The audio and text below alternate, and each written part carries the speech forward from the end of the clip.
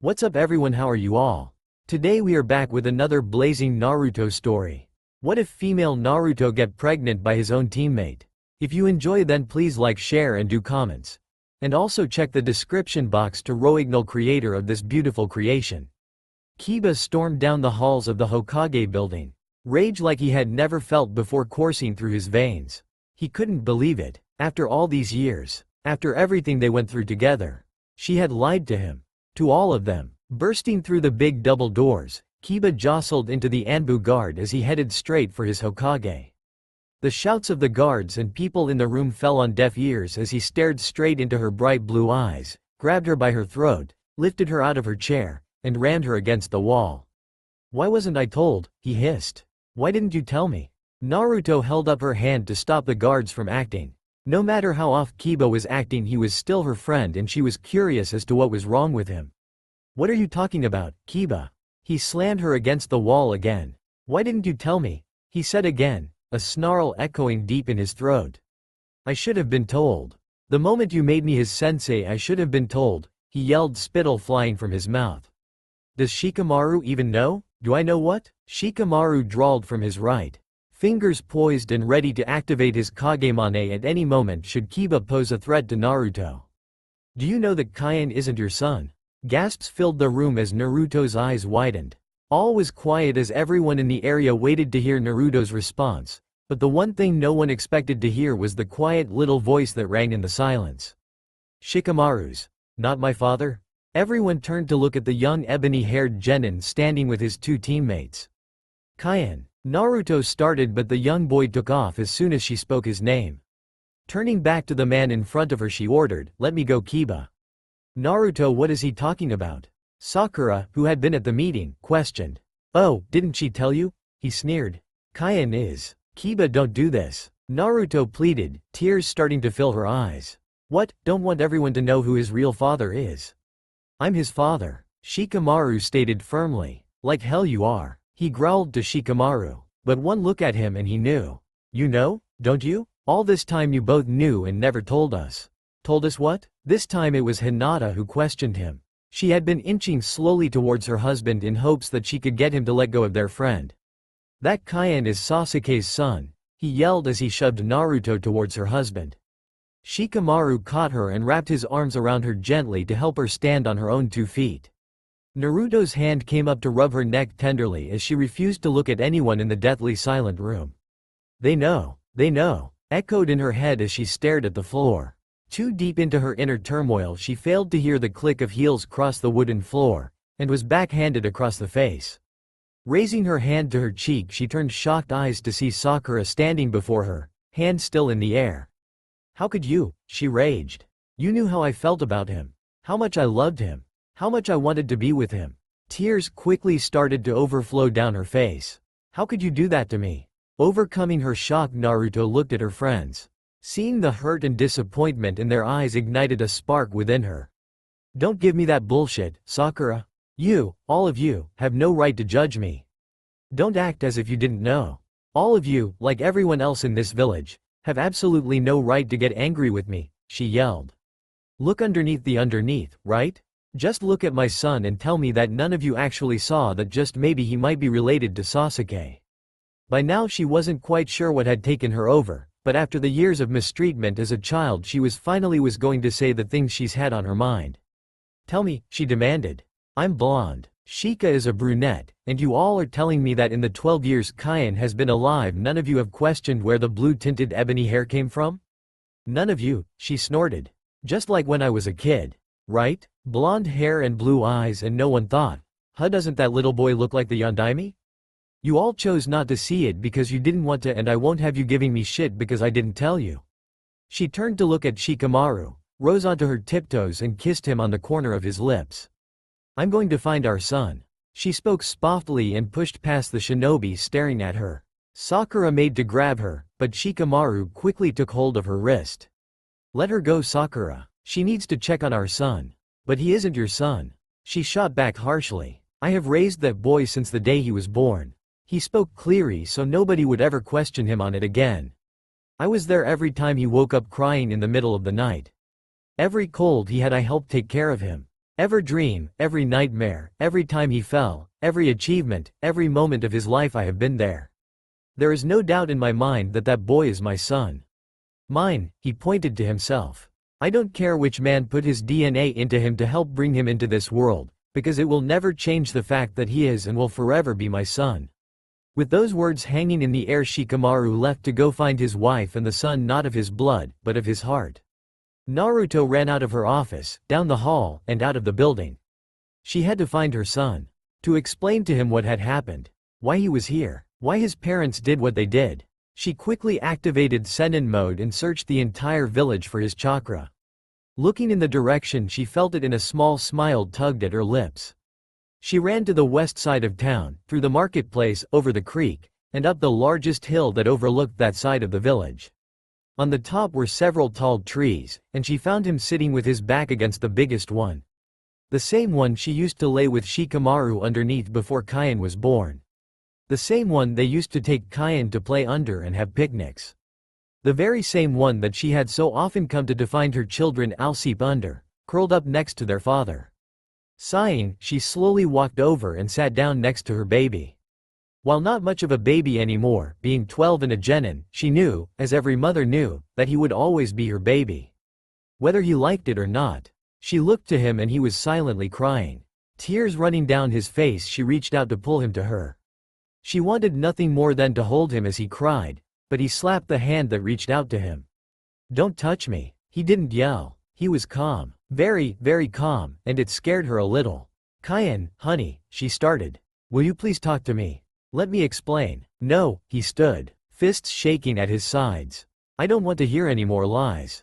Sit down, son." Kian whirled around and came face to face with the man he had thought his entire life was his father, only to find out he wasn't. A man he loved so much had spent years lying to him. He didn't want to hear anything out of his mouth. "I'm not your son," he shouted for the first time. He started to walk away, but was quickly grabbed by the shoulders and spun around. He looked into deep brown eyes. He had never in his life seen his father look so stern. Shikamaru had been a lazy but respectable father. He let Kian do pretty much whatever he wanted within reason, and was there for him when he failed. To impart his wisdom about why things happened the way they did and what he could do to make things better. He had always had so much respect for this man standing in front of him. Had loved him, trusted him, but he lied, and all that trust and respect and love was gone. "Listen to me well, Kian." He leaned down so they were of a more even height. "You are my son. You will always be my son. Even when this is all over. When you have listened to your mother and I and have heard the whole story. Even if you decide you don't want me as your father. That doesn't change the fact that to me, you are my son. Now sit and listen to your mother." Kian knew that if Shikamaru wanted to, he could Kagemane him to sit there the entire time. But Shikamaru walked over to his mother and sat next to her and leaned against the tree as Naruto leaned into him. He closed his eyes and just held her hand. They were giving him a choice. If he wanted to leave, they'd have actually let him. And while he wanted to leave, he appreciated that they were giving him a choice. So he sat with his legs crossed in front of him and waited for them to start. "Before I tell you everything, I want to know something first," Naruto stated. With a nod from Kian, she continued. "What happened on your mission with Kiba?" Kian titled his head to the right and thought about what he wanted to say. "We went to deliver the scroll to Uncle Gaara. Everything was fine actually. We did what we were supposed to, stayed the night, and headed home the next day. The first day was normal, and then the second day we came across some rogue shinobi. Kiba-sensei and Akamaru got separated with Hikaru. I was by myself as I fought of one of them. Then I heard Mayu-chan scream. He was looking at the ground, tracing unknown patterns in the grass. I knocked my guy out and ran to where I heard her. One man had her pinned down and the other was laughing and egging his buddy on. The things they were saying, it pissed me off. I felt this uncontrollable rage build inside me at the things they said they'd do to Mayu-chan. I don't remember what happened next." He scratched the back of his head. "Everything went black, or white, or red, I don't really know. The next thing I know, Mayu-chan is next to me and I'm covered in blood. I killed them." He grew quiet. Naruto made to reach out to him, opened her mouth to say something, but Shikamaru stopped her. Pantomimed for her to hush, and they waited for Kian to continue. "The next thing I do remember is Kiba-sensei in front of me checking to see if the blood was mine. I told him it wasn't that I killed the two men. Mayu-chan was scared still and shaking. I noticed because she was holding the back of my shirt and it was making me jerk a bit. Kiba-sensei asked me to explain what had happened. I tried. I started with how I found Mayu-chan, and as I was explaining I felt that rage again. Like I wished they were still alive so I could kill them again. I told this to sensei, and when I looked up at him he looked like I had punched him in the gut. Then he got angry, really angry, and started cursing and damning you, Mom. I didn't know what I had done wrong. He was in such a rush to get back. Talking about how he was going to kick your ass. I didn't understand, but I do now. Sort of, and I feel pretty much the kind of rage at this moment. There he finally looked at them. Naruto's soft gasp drew Shikamaru to open his eyes and look as well. There spinning lazily was one perfect tomo of an underdeveloped Sharingan. At Kaion's confused look Naruto smiled softly and grabbed a mirror out of her weapons pouch. Take a look, she said. He took the mirror and was surprised at what stared back at him. He had never seen anything like it in his life. What is that? He asked, reaching as if to actually touch his eye. That, Kaion, is the Sharingan. A bloodline dojutsu passed down to you from your biological father. He was curious, she could tell. While Sasuke as his father, Shikamaru raised him, and she could see his brain working through hundreds of possibilities much like it would in her husband. And here she gestured between Shika and herself, weren't hiding this from you. We planned to tell you when you were 16. This is a long story, so get comfortable, and I'll leave out some of the more adult scenes from the story as well. She smiled when his face turned a little green. Your biological father's name is Uchiha Sasuke. He was my best friend and teammate along with your Aunt Sakura. But he was also considered a traitor, a deserter, and was an international war criminal. This is the story of the last few days on his life, and how he gave up everything for his family. And in the end realized that one person's happiness was worth more to him than his life. Tsunade walked out onto the balcony surrounding her office. The entire village had come out today to hear the verdict that was given not only by her and the council, but from all the leaders of the Shinobi Alliance. Her eyes scanned the crowd until she found the young group of shinobi she knew would take the news the worst. The petite pigtailed blonde girl stared straight back into her eyes. She regretted what she was about to do. Naruto, forgive me. Slowly she raised her arms and stated in a clear voice. Citizens of Konoha, we are gathered here today to announce the decision we have come to in regards to the prisoner, Uchiha Sasuke. She took a deep breath. Uchiha-san has been charged with treason, desertion, attempted murder of the Raikage, attempted murder of Killer B, the assassination of council member and acting Hokage Shimura Danzo, along with several other lesser but not unimportant crimes. As we discussed his criminal actions, we took into consideration that he came to help us in the war against Madara and the Jubi. And that had he not shown up with the Edo Tensei of the former Hokage, we might not have won the war.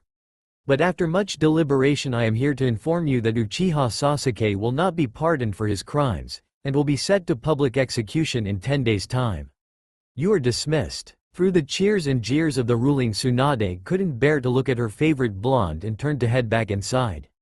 She had tried to save Sasuke, she really had, and she knew Naruto would never be able to forgive her for this. But it wasn't just her decision only, and she couldn't override the many votes calling for his head. Naruto and the rest of the gang waited patiently for Tsunade to give her speech. Naruto believed it would all work itself out. Everything always did for her, and she had faith this would too. Will not be pardoned, be set to public execution. There was a short choked gasp from Sakura, and a wail from Ino, as Naruto dropped to her hands and knees. This isn't real. It isn't real. Naruto, suddenly, bolted to her feet and ran as fast as she could to the Hokage's office. The Anbu at the door tried to halt her passage. She kicked and screamed at them to let her go, and yelled for Tsunade Ba-chan over and over. Ever since the decision was final, Tsunade had been preparing for this meeting, and now that it was here she wished she had been killed in the war. Pulling out a bottle of sake, she quickly downed it before walking to the doors. Opening a door, she stood and stared at the spectacle before her. Any other time this would have been quite amusing. Her two Anbu guards were trying to get a handle on Naruto. Neko had her lifted in his arms while one of her legs was around his hip. She was biting his ear while gripping Kuma by the hair. Neko was trying to get Naruto to let Kuma go, but every time he jerked her arm. Kuma let out a strange keening sound. Tsunade loudly cleared her throat and all three turned to stare at her. Neko, you can let her go, and Naruto release Kuma. Now. Doing as they were told, Tsunade motioned for Naruto to follow her. Once inside the office, the elder of the two shut the door and then walked to her desk. Sit, Naruto. She motioned to the chair. I know you want to yell at me, but I will tell you one thing first. I fought for him. I truly did, but he has caused so much harm, and this new peace. This peace we are trying to bring about won't survive if he is left to live. But why? Naruto asked, eyes pleading. Why can't he? We wouldn't be here without him. We all would have died in the war without his help. So why? Why can't they overlook that? Because Naruto, she started, because he has caused a lot of pain for people. Think Naruto. Orochimaru came back to help too. Should he have been pardoned for his crimes? What about Kabuto? Obito? If we want to move forward, if we want to start new, we have to do away with the old. Part of that is letting go. And you need to let Sasuke go. He came to help, but what now? What goals does he have now? He's too powerful and too volatile to be left to his own devices. Can I see him? Naruto asked. I don't like this, I really don't, but I understand what this means for the villages. For the peace. But can I at least see him once? Before, she trailed off, not being able to say he'll be killed.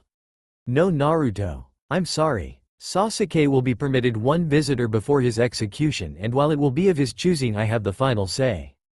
And everyone thought it was best that you not see him. We can't trust you to not try to save him. I'm sorry. Tsunade regretted everything about this situation because it was hurting the one person she cared about most in this world right now. Excuse me. Naruto rose and walked out the door. The shock of the last hour fully setting in as she walked home. Naruto would probably never remember anything that happened that night. All that would ever come to mind would be she somehow got home and went to bed. Day 10. Shikamaru woke up early the next morning. He wanted to speak with Naruto as soon as he could. He was worried about the fact that she hadn't yelled or screamed and just went on like it was any other day. And he knew, like everyone else in the village, that Naruto was a ticking time bomb. He wanted to get to her first, to talk to her, to try to find out what stupid thing she was planning to help the Uchiha. Because she was planning something. Every fiber in his being was screaming at him to make sure she didn't do something disastrous. So without breakfast he left his house, determined to make sure everyone's favorite blonde would be alright. When he reached her apartment, he knocked a few times only to be met with silence. So he knocked and waited and knocked, until finally the door was opened. Naruto stood in a long dark thigh-length men's sleeping shirt. Her pigtails were in disarray from not being taken down the night before. She had large dark bags under her eyes. If it wasn't for the fact that he could tell she had actually slept, he'd have thought she was awake all night.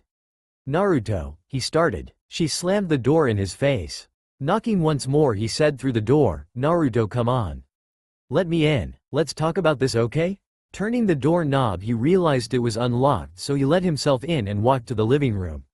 She sat there huddled on the couch, clutching a pillow to her chest. Hey, he said and moved to sit next to her. Placing a hand on her shoulder, he added, everything will work itself out. It might seem bad now, but everything happens for a reason. You remember how I was when Asuma died? How you were when Jiraiya-sama died? It was hard and troublesome to deal with, but everything turned out all right in the end. It'll be fine, you'll see. She turned to glare at him. Asuma-sensei and Ero-sennin were murdered by the enemy, not our own village. Not sentenced to death by people we love. She yelled and threw the pillow at him. It wasn't supposed to be this way. I was supposed to save him. She stood up in front of Shikamaru, pacing back and forth. I was going to bring the Teme home. He was supposed to get married, have kids, restore his clan. That was his dream, Shikamaru. His dream. She turned to stare into his eyes. I was going to be the Hokage. Sasuke and Sakura by my side. Sasuke would be my right-hand man. He would marry some pretty girl because we all know his ego wouldn't allow him to settle for anything less.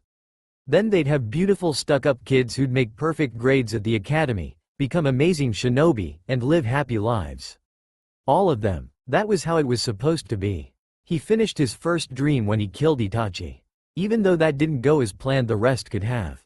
It should have. She fell to her knees and wiped furiously at her eyes. She couldn't stop sobbing as she continued. And now I had to watch him die. Shikamaru started to interrupt her, but she knew what was coming. "Don't," she yelled. "Don't tell me I don't have to watch it. I can't do anything for him. I can't save him, and if I can't, the least I can do is not hide. I will be there in the front row and watch as someone from our village beheads him." The brunette slid off the couch in front of Naruto to gather her in his arms. She meant more to him than even she knew.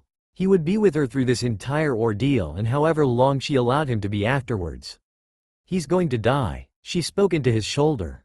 "Die without ever completing his dream." She trailed off at the end. Slowly the blonde lifted herself off the man holding her. Shikamaru wasn't sure what was going on when she became so still. He gently pushed her shoulders back a bit so he could get a good look at her face.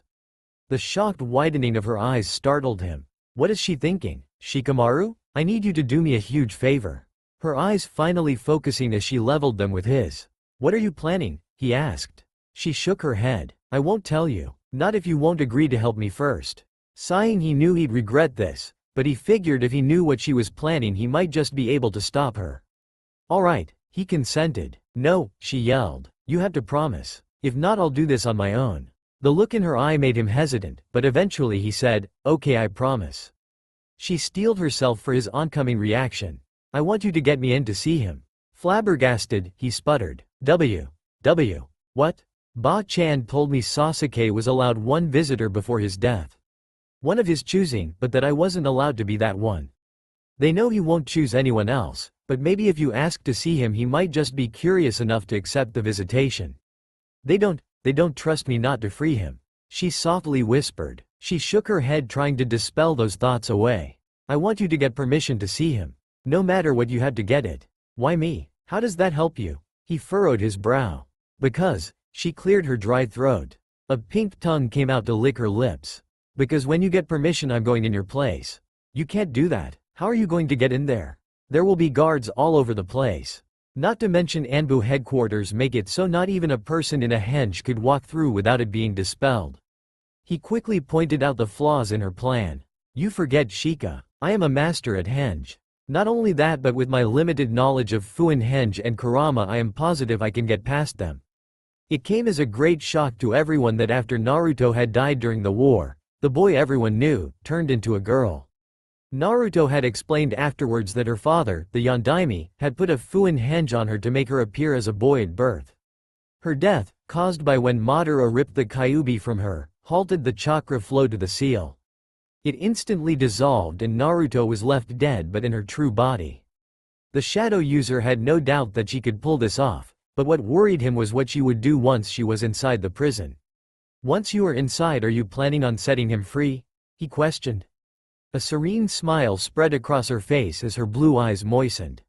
Without any fear or hesitation that he might try to stop her plan, she spoke with pure love in her voice. "No, I will ask him to let me bear his child." Shikamaru had never felt this sudden panic that filled his heart before.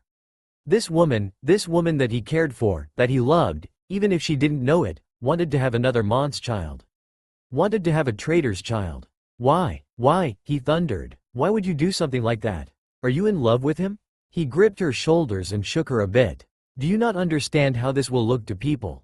How this could hurt your chances at being Hokage? Hurt your dreams? Why would you do this for him? He tried to kill you." She glared back at him and spat. "What would you do? What if you were in my position and this was Choji or Ino? Of course I love him. He's like a brother to me. I don't want to lose him. I can't." She wanted to break down. She wanted to lay there and just cry until this whole ordeal was over, but she couldn't not if she wanted her plan to work. Sasuke would be dead in 9 days. She had 9 days left to get in there to convince him to do this, and she didn't have the time to argue or explain why to Shikamaru. "I know I've only been officially known as a female for less than a week. And I know it will be weird to think of me as a woman in that way, but I am. If I can convince him to let me do this for him, for me, then I can live my life knowing that I did my very best to save a part of him. That maybe in the end he can die with no regrets." Shikamaru didn't know what to say. If you love him like a brother, why would you want to have his child? Her response was simple. Because Sasuke wouldn't trust anyone else. Sighing loudly, Shikamaru made his way back to Naruto's apartment. He had spent the last few hours in the Hokage's office trying to get in to see Sasuke. This entire thing was troublesome, and why he agreed to do it he'd never know. A flash of watery blue eyes and pouting full lips crossed to the front of his brain. Oh yeah, that's why. He sighed again. This time he didn't have to wait to get into her apartment. The door was thrown open before he even got in front of the door. The blonde ran out, grabbed his arm, and dragged him into her place. So how did it go? Did you get permission? She was bouncing on the balls of her feet. Ah, he replied solemnly. I am supposed to be at Enbu headquarters tomorrow at noon. Tomorrow? She whined. That'd only give her 8 days. Do you know if I will be allowed to see him more than once? They didn't specify, but if they say anything tell them the condition was 1 visitor not 1 visit. So they might let you go once a day until the day. He hoped that'd help her to be able to get in more. What are you going to do while I go? We can't have you out wandering around when you're supposed to be with Sasuke. He shrugged. It'll be lunchtime, so make me some lunch and I'll come hang out here for a few hours and leave when you get back. It'll be less conspicuous when you leave your apartment as me.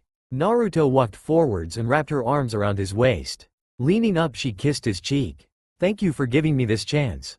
Stay for dinner? He never got the chance to respond as she took his hand and walked him to the table in the kitchen. Not like he'd have said no anyway. Day 9. Sasuke sat against the cold dark wall of his prison.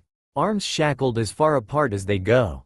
Black patterns marred his body, keeping his chakra from being accessed.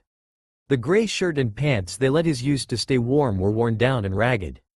He wasn't allowed his normal attire for fear there would be something he could use to escape.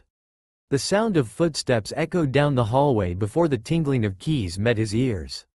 Lifting his head, he watched as his guard and the Nara walked into his room. Need me to stay? He questioned.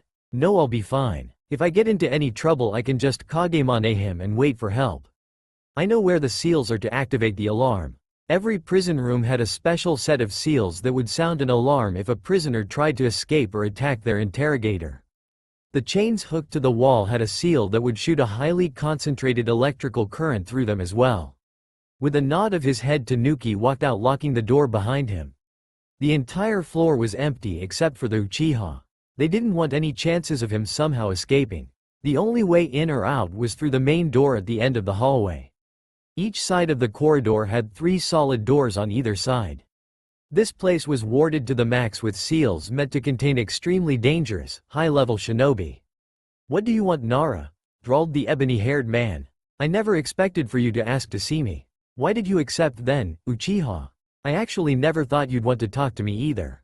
Sasuke drew a feral grin across his lips. I'm not blind or stupid, Nara.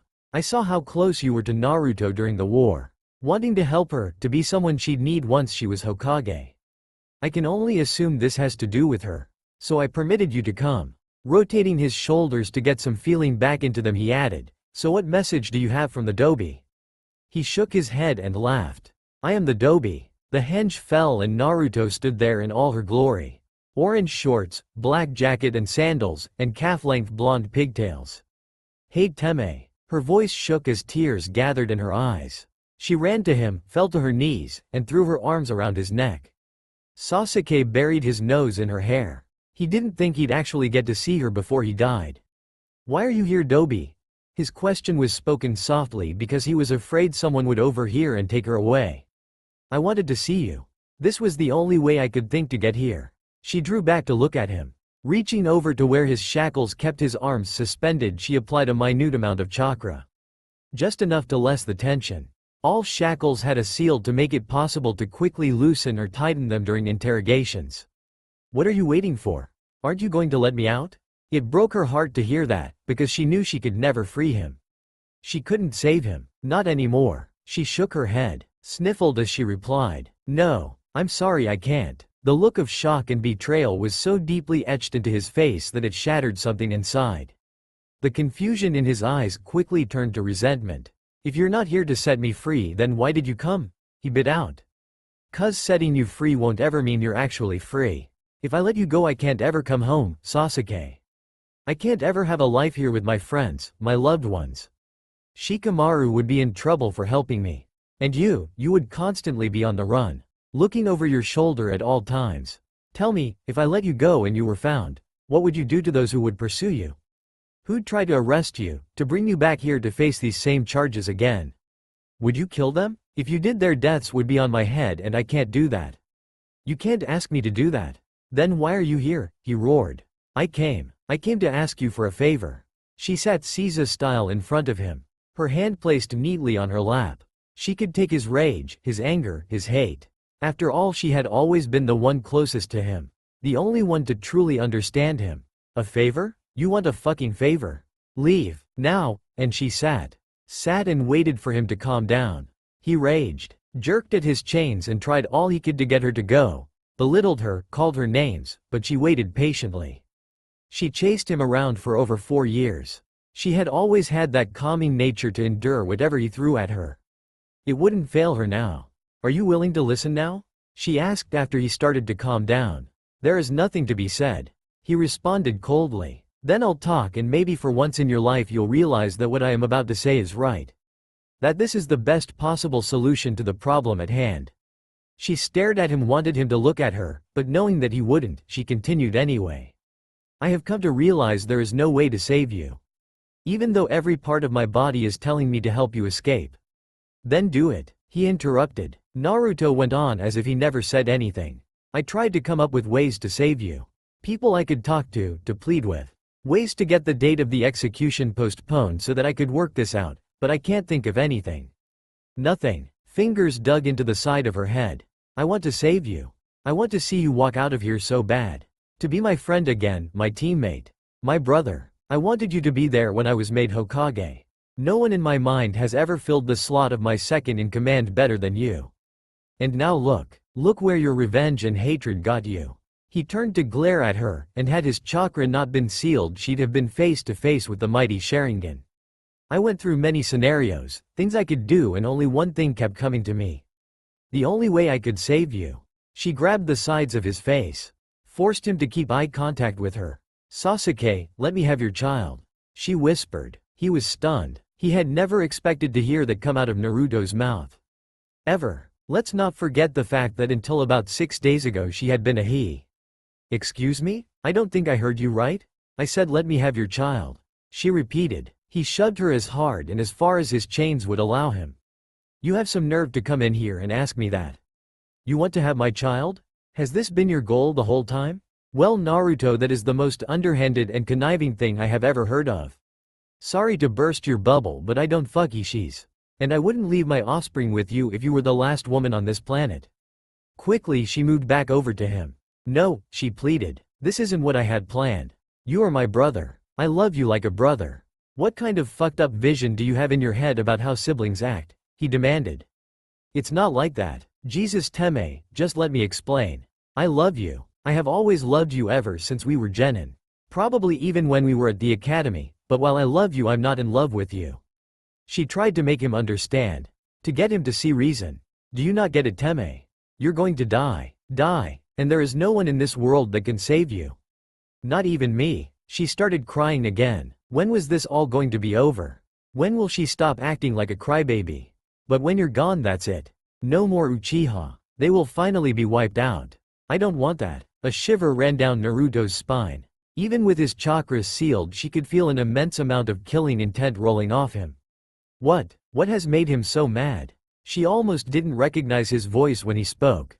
Ooh. So that's what this is. No more Uchiha, huh? That means no more Sharingan for the village. Well, too bad for you and them. Konoha will never have our dojutsu again. Go to hell, Uzumaki, he spat at her. This isn't about the Uchiha to me, bastard, or the Sharingan. Then what's it about? He was tired of her. He wanted her to leave, but he knew she wouldn't. Not until she got what she wanted to say out. She stood when she shouted, clenching her FSTS at her side. It's about you, you selfish son of a bitch. It's about my best friend. Someone I love and care for. Someone I had to watch die and know that in the end you will never have completed your second goal. Your ambition, she cried. He turned from her, he didn't want to hear it. It's about the fact that for the rest of my life I don't want to regret that I didn't try to help you with your last dream. It's about the fact that more than anything I don't want to lose you. I want to have your child so that 5, 10, 20 years from now I can look at that child and think, Sasuke would have been proud of you.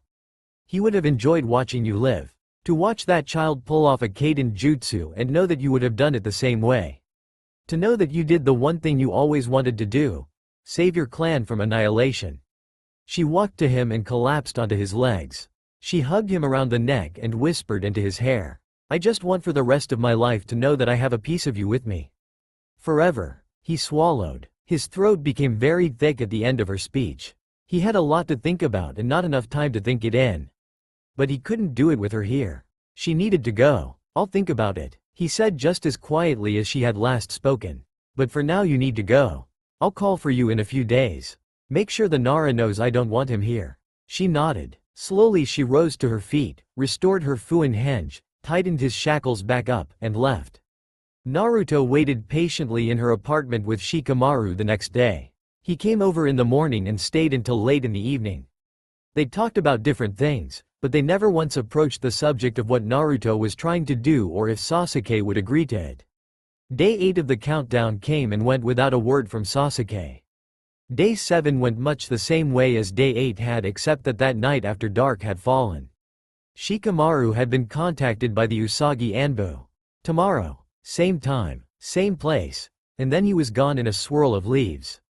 Shikamaru sighed as he laid in his bed. Can I really let her do this? With the way I feel about her, can I let her go to Sasuke knowing what she intends to do? Rolling over, he clicked off the lamp on the bedside table and drifted off to sleep. No, Dobi. I realized a lot of things during the war. Itachi left a big hole in my life and wanted me to fill it with hatred. I tried, I really did. I wanted to kill you so many times, but it wasn't because I hated you. It was because you made me want to forget. Made me want to leave Itachi to the Anbu and just be happy being friends with you. The Mangekyo is achieved by killing your closest friend. I had so many opportunities to gain it, to kill you, and yet I never could. No matter how often I tried to tell myself, do it, I couldn't. I chalked it up as not wanting to do it the way Itachi wanted me to. But really there was just something about our rivalry that I didn't want to lose. He leaned forward to drag her into his arms. Setting his head on top of hers, he continued. In the end I chose to help in the war because I thought maybe Itachi was right. Maybe you were right. That having a place to go home to, friends to share your life with wasn't such a bad thing. Konoha did what it had to protect the whole of the village. Had it not been the Uchiha, had it been the Hyuga instead, how would I have felt about the whole thing? And I realized that it made sense. The council had to protect the village. Itachi loved the village, but he loved me more, and because of that I was left in his place to protect it. He splayed his hand over her flat stomach. So I will do as my Nisan did, and I will leave this child here to protect you and this village. She buried her face into his chest and sobbed. She didn't want to lose him. Especially like this. After a few minutes of the holding each other, he pushed her back, threaded his right hand in her hair and placed his left on her stomach.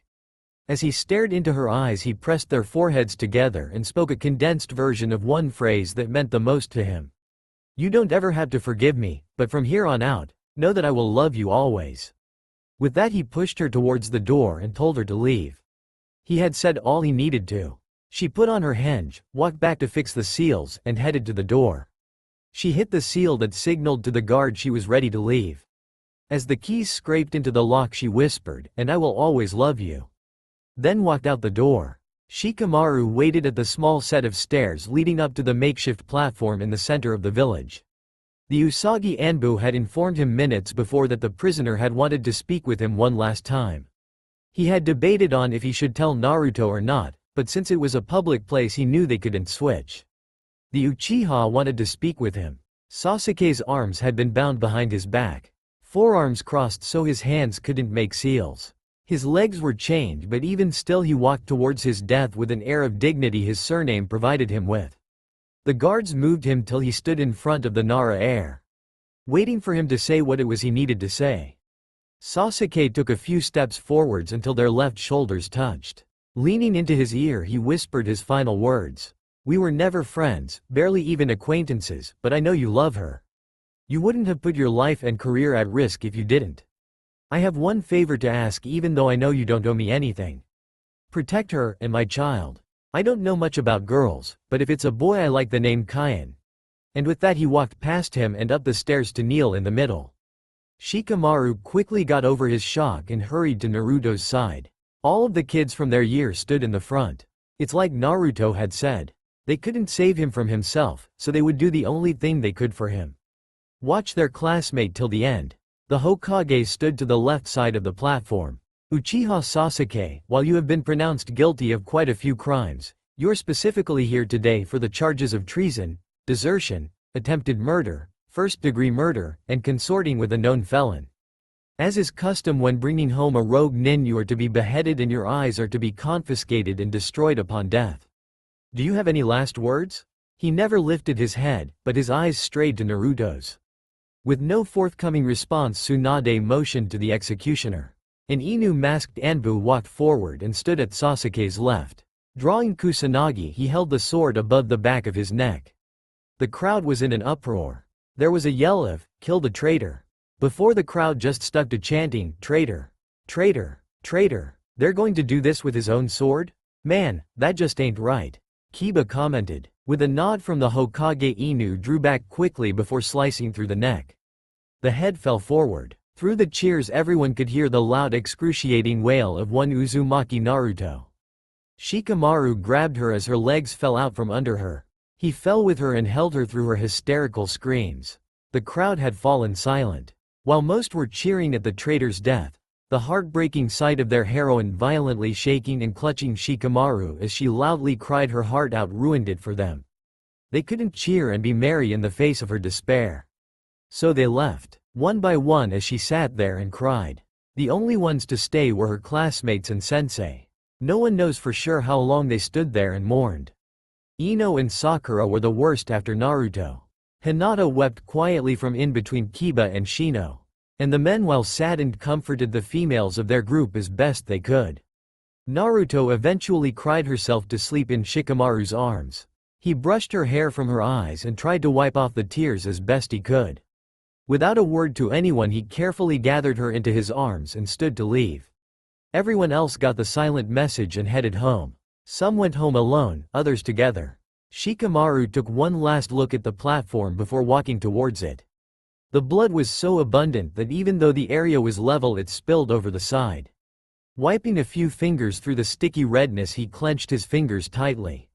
You have my word. Naruto spent the next 2 weeks in a daze. Shikamaru didn't know what to do to help her. He came over every day to take care of her. He'd wake her in the morning and let her run on a cycle. Wake, eat, sleep, wake, eat, sleep. A shower here and there. He was really worried about the girl's state of mind, but he would do whatever he could to make sure she survived this depression. That all changed by the 3rd week. Shikamaru had come over as usual and was getting lunch ready. When the simple dish was done, he called for her to come eat. Mechanically rising off the couch, she walked towards her kitchen only to trip on the rug in the living room. She slammed hard into the bookshelf along the wall before sliding to the floor. Her weapons pouch, that had been laid on it at some point, came open and a kunai fell out. The single sharp knife headed straight for her stomach. Shikamaru rushed from the table as soon as he saw her fall and made it just in time to catch the kunai before it could land embedded in her lower abdomen. Both wore shocked expressions. Never in her life had Naruto believed something like that could happen. It was that incident that made her realize she couldn't just go through the motions of life. If she was pregnant, this wouldn't help the baby.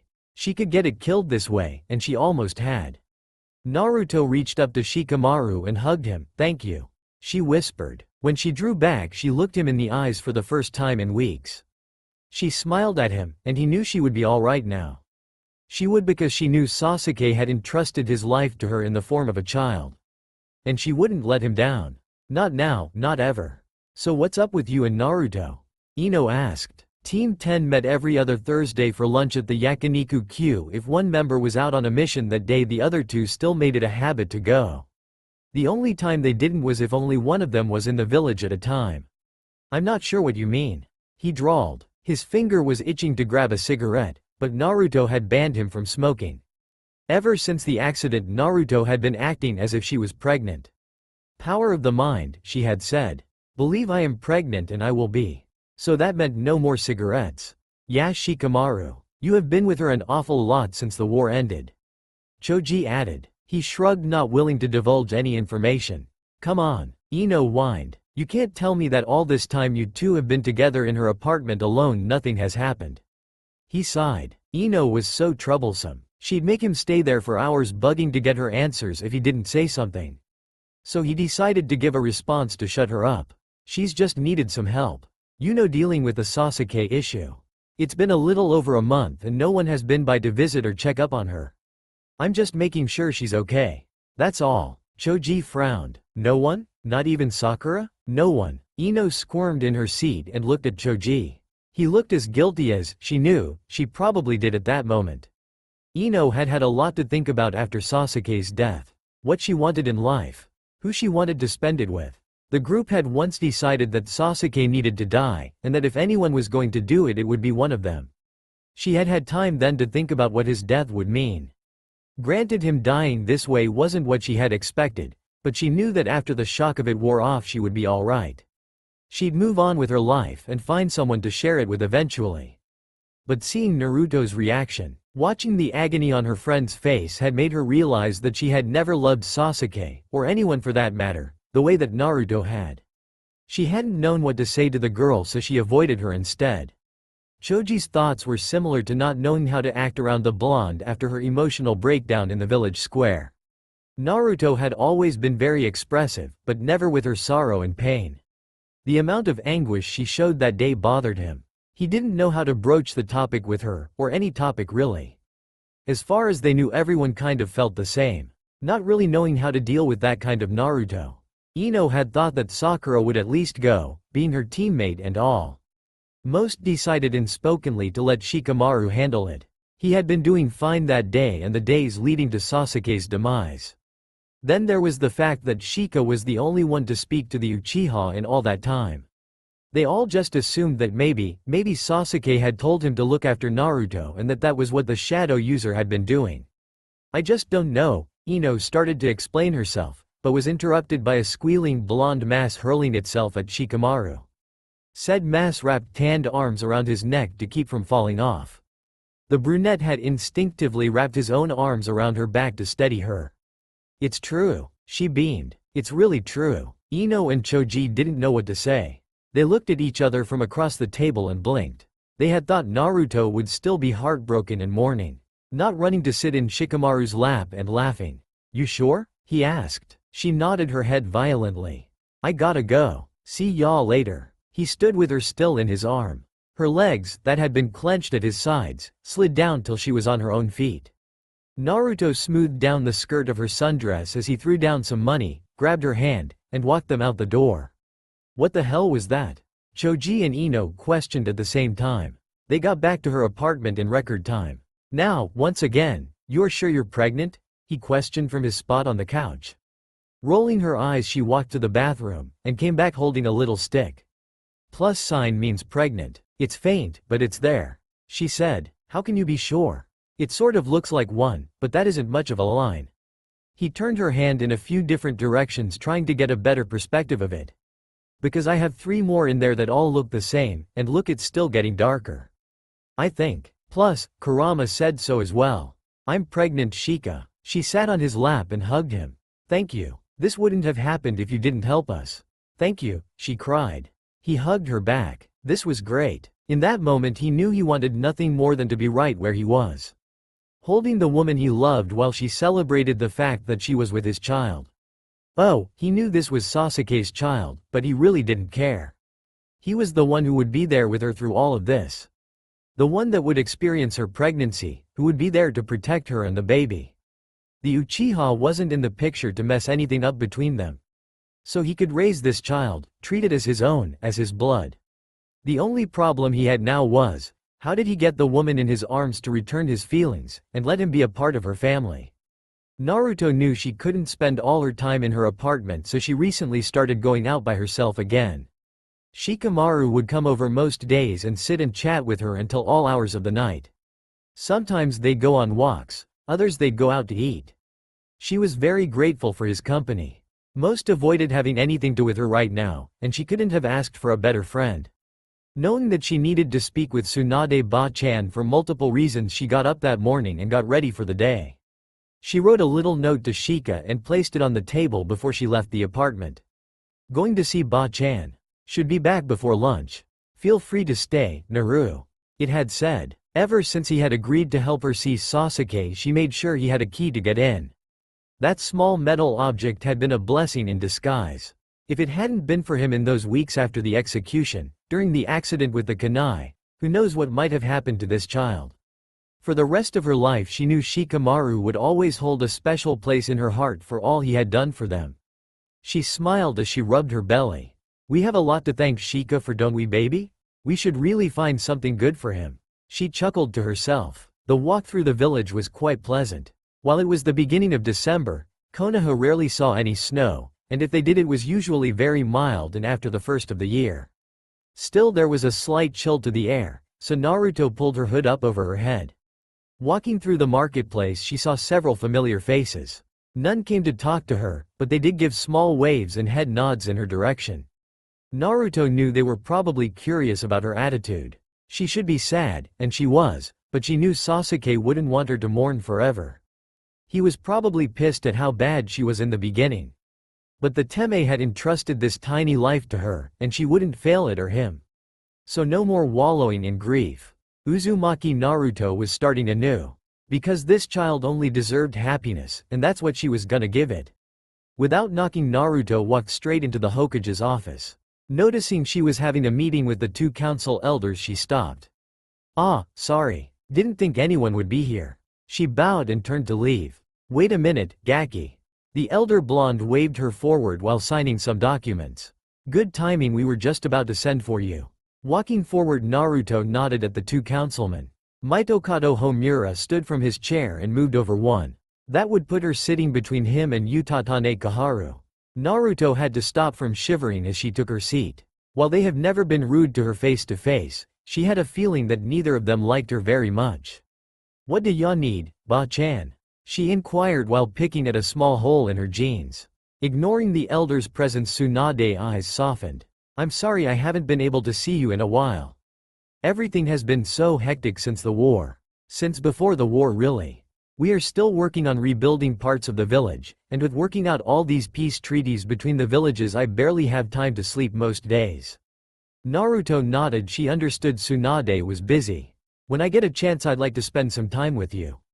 To talk about everything. She smiled. Ah, I'd like that too. She smiled back. So, what did you want to summon me for? Linking her fingers, Tsunade rested her chin on hands. Answer this question for me first. Are you dating anybody? Shikamaru maybe? No. Why would you think that? She replied innocently. Tsunade sighed. The girl sure was oblivious. Even she could see the way the boy looked at her.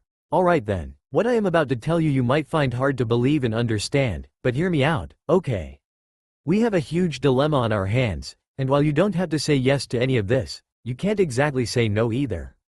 She rubbed her temples, explaining this was going to give her a headache. Huh? I don't get it. The pigtailed girl scratched the back of her head. Ever since you became a genin and started doing missions, before you came back from your trip with Jiraiya, we had gotten several letters from some former clients of yours. The ones we're about to discuss were the ones looking for the prospect of a marriage contract with you. What? I can't do that, she shouted. With a disapproving glare aimed at the blonde, Tsunade continued. Let me finish before interrupting me next time. Now, because I had not known you were a girl, and because we didn't want to hurt potential business offers, we kindly replied to them that even though you were a genin you were still a ward of the village, and anything to do with marriage would not be bothered with. We made it clear that as soon as you turned 16 though they would be free to send in their requests again, and then they would be discussed with you. Naruto opened her mouth to speak, but a deceptively young hand halted her. Since the end of the war we have gotten quite a few resubmissions.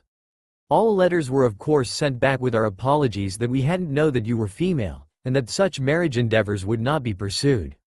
Good, Naruto thought with a nod of her head. However, Tsunade's next sentence ended her happy thoughts. While some of those requests had come from women, offering themselves, that didn't stop some of the males that were trying to marry their daughters, granddaughters, etc. off to you. Those same men are now throwing out their sons, grandsons, or whatever male relative they have. So, not only do we have that, this situation has evolved into a much bigger problem. Tsunade paused to take a sip from the cup of water on her desk. Damn Shizune for stealing my sake. Now that the war is over and we are moving towards peace, many high-ranking officials are offering up men from their villages to seek your hand in marriage as well. Naruto's jaw dropped. What? Why would they do that? It's hard to explain Naruto, but I will try my best. Men marrying is different than women marrying. When a man marries, his wife will take on his name, and bear him children to continue his family lineage. When a woman marries, she leaves her family behind. Now, I'm not saying she isn't allowed to see her family or anything like that, but she and her children will no longer belong to her former family name. Sure, this isn't always the case. Tsunade tapped her chin. Ino, for example. She is her clan heir, so when she finds a man to marry, he will be marrying into her family and taking on the Yamanaka name. But here is where it gets complicated. If she married him, let's say, Kakashi, sensei. Naruto interrupted. Yes, shush. This is hypothetical. If she married Kakashi, she would take on his name since he is the last of a well-respected clan. She would then be expected to birth a child not only to take on the Hitaki clan name, but an heir for the Yamanaka as well. Well, that's not fair. The blonde mumbled. Sakura, as another example, isn't from a well-known clan. She will marry, take on her husband's name, and bear him children. That's it. She doesn't have to pass on the Haruno name unless she wants to. You, though, are a little more complicated. Naruto snorted at that. Before the war, you could have turned down any of these proposals with no harm, even if you had been a girl then. Now, though, she thought how to phrase it, now, though you have to at least try. Like hell I do. She stood ready to leave. Sit down, and let me finish, would you? Yeah, she definitely had a headache forming. Since the war, a few things have changed about your situation. You are no longer a boy, Naruto. It sucks, but being a girl makes this harder to deal with. I won't lie to you. Most of these men don't care about you. You are the Yondaimi's daughter. The last of the Uzumaki clan that we know of. The hero of the 4th Great Shinobi War. Jinchuriki of all 9 Biju. And the next candidate to be Hokage. That's a lot of power in one woman. Remember, as I said earlier, a man marries a woman into his family. Households are often paid dowries when a daughter marries out of the family. Her original family gets something from the marriage, although usually it's not much. Had you stayed a boy, her family would have gained some prominency from her marrying you. The bragging rights that their daughter married the Yondaimi's child, the last Uzumaki, yada yada yada. She waved her hand about. But ultimately all that power stays with you in your clan, and wouldn't mean that much to her original family. But as a woman you will marry into their clan. Men want that. All that power you have, all that prestige that is now associated with the name Uzumaki Naruto would belong to them. They will be expecting you to bear strong heirs for their clans. In short, most of these men want you as breeding stock. Tsunade-sama, Kaharu hissed at her. You shouldn't scare the poor girl with this nonsense. She should be scared. I would bet that 95% of these men in these lists she hasn't even talked to.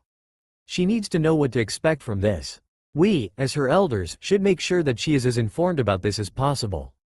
While I understand there are probably a few in here that care about her and her well-being, most just want the reputation of having her in their clans, in their beds, and you damn well know that. She berated the older lady. Turning back to Naruto, she went on. I want you to at least look through the prospects, and pick out 1 or 2 from each main village. To choose one village over the others would seem like favoritism. You don't ever have to say yes to any marriage, but you at least have to make an attempt at this. To downright deny them could hurt how our negotiations go. So, find a few, go on a few dates with them, and turn them down if you feel that's right. But, look on the bright side, you never know, you might actually find someone you like. She finished. She knew this was a terrible thing to ask of the girl, but it had to be done. No, the young woman stated firmly. Tsunade grunted in frustration. Listen, Gaki, I just told you you couldn't say no. Naruto shook her head. I can't, I won't. She ground out. Give me one good reason why you can't flirt with a couple of guys for a few days, and then dump them, she demanded. I'm pregnant. 3 sets of eyes blinked at her. I'm sorry. I think I'm hallucinating. You're what? The Godem asked rather calmly. I'm pregnant, the young blonde stated again. It's one of the reasons I came to talk to you today. Slamming her hands on the desk, Tsunade stood to yell at her. What the hell do you mean you're pregnant? Who's the father? I'll kill whoever it was that touched my Gaki. She thought violently. It doesn't matter, she said, but I won't be doing any of this. She waved her hand at the pile of papers, dating stuff you want. Abort it, Kaharu hissed at her. Excuse me? Naruto's voice was eerily calm. Tsunade looked between the young girl and the elder. Not sure what the hell was going to happen, but knowing that that tone of voice from Naruto wasn't good. The Godem started to panic when she saw red seeping in from the corner of her eyes. I said abort it. The Jinchuriki raged and lunged at the elderly woman. Tsunade barely jumped her desk in time to restrain her. Go fuck yourself, you old bitch. She screamed from inside Tsunade's hold. Koharu is right, Naruto. Carrying a bastard child will make it harder to find you a suitable husband. One that will bring a prosperous union to Konoha. Homura finally spoke. Bastard child? Bastard child. My child is no bastard, you shit-faced Gigi. How dare you talk about my baby that way? The Godem nearly lost hold of her. She didn't want to squeeze her too hard and hurt the growing embryo, but she managed to drag Naruto to the office doors. Naruto, calm down, she said. Calm down for now. Go home. I'll meet you tomorrow at the hospital at 1. We'll check over everything then. Make sure you and the baby are alright. Okay? Not getting an answer and having her still struggling to get to the elders, Tsunade shook her. Naruto, you have to calm down. Your chakra is spiking, and while a little bit of use is okay, high levels like this can damage the embryo. So you need to stop before you hurt the baby. That calmed the young girl enough to stop struggling. Naruto closed her eyes and took a deep breath to get her and the Biju's chakra under control. Calm down, calm down. The baby needs us to calm down to protect it. In and out she breathed several times. When she opened her eyes again, they were her normal deep sapphire blue. Tsunade opened the doors and gently put her down outside them. Tomorrow at 1, okay? She asked quietly. Naruto nodded to show her acknowledgement. To the elders she had one last thing to say though. Turning to them, she pinned them with Kyuubi red slitted eyes. Either of you come near me and my baby, and I'll kill you. That's a promise. Then she turned and stalked out of the building. Sighing, Tsunade closed the door, wishing she had something stronger to drink than the water in her cup. When Naruto got home she slammed the door and stalked to the kitchen. Jerking a cabinet door open she grabbed a glass and filled it with water. Gulping it down she mumbled to herself. Stupid old hag, she can go to hell. She tightened her grip on the cup and it shattered in her hand. Shit, she cursed. Before she could even start to examine herself, a hand shot out and grabbed her wrist, shoving it under the still running water. She turned her head to come nose to nose with Shikamaru. The close contact made the blonde blush and quickly turned back to her hand. Normally he stood over a head taller than her, but when he leaned over her shoulder to look at her hand it brought their faces quite close. You need to be more careful, the Nara advised, the words sliding smoothly as if meant to be spoken right into her ear. He never noticed her shiver from the sound of his voice as he pulled her hand out of the water and to his face to examine. Smoothing his thumb over the palm he noticed it was already healed. Being a Jinchuriki has some perks. Yeah, I know. Naruto refused to meet his eyes. I was just so pissed off. And with those words her rage from before came rushing back. Calm down. Calm down. Shikamaru used the hand he was holding to pull her back into the living room and onto the couch facing him. Keeping hold of the hand he continued to rub soothing circles over the palm. Tell me what's wrong. Was Tsunade-sama's reaction that bad? No, she replied. Koharu and Homura were there. Ba-chan said she was about to summon me when I arrived. Her fingers tightened around his hand causing him to wince. Sorry, this is just, this whole thing pisses me off. Sighing, she readjusted herself so they were sitting side by side, his arm around her shoulders, her head leaning against him, right hand still holding his. I guess since people know who my dad is now, and because of everything I did during the war, and now that everyone also knows I'm a girl, I'm highly prized marriage material. She finished in a faux pretentious tone of voice. Shikamaru tensed at that. Shit, now I also have to fight off others as well.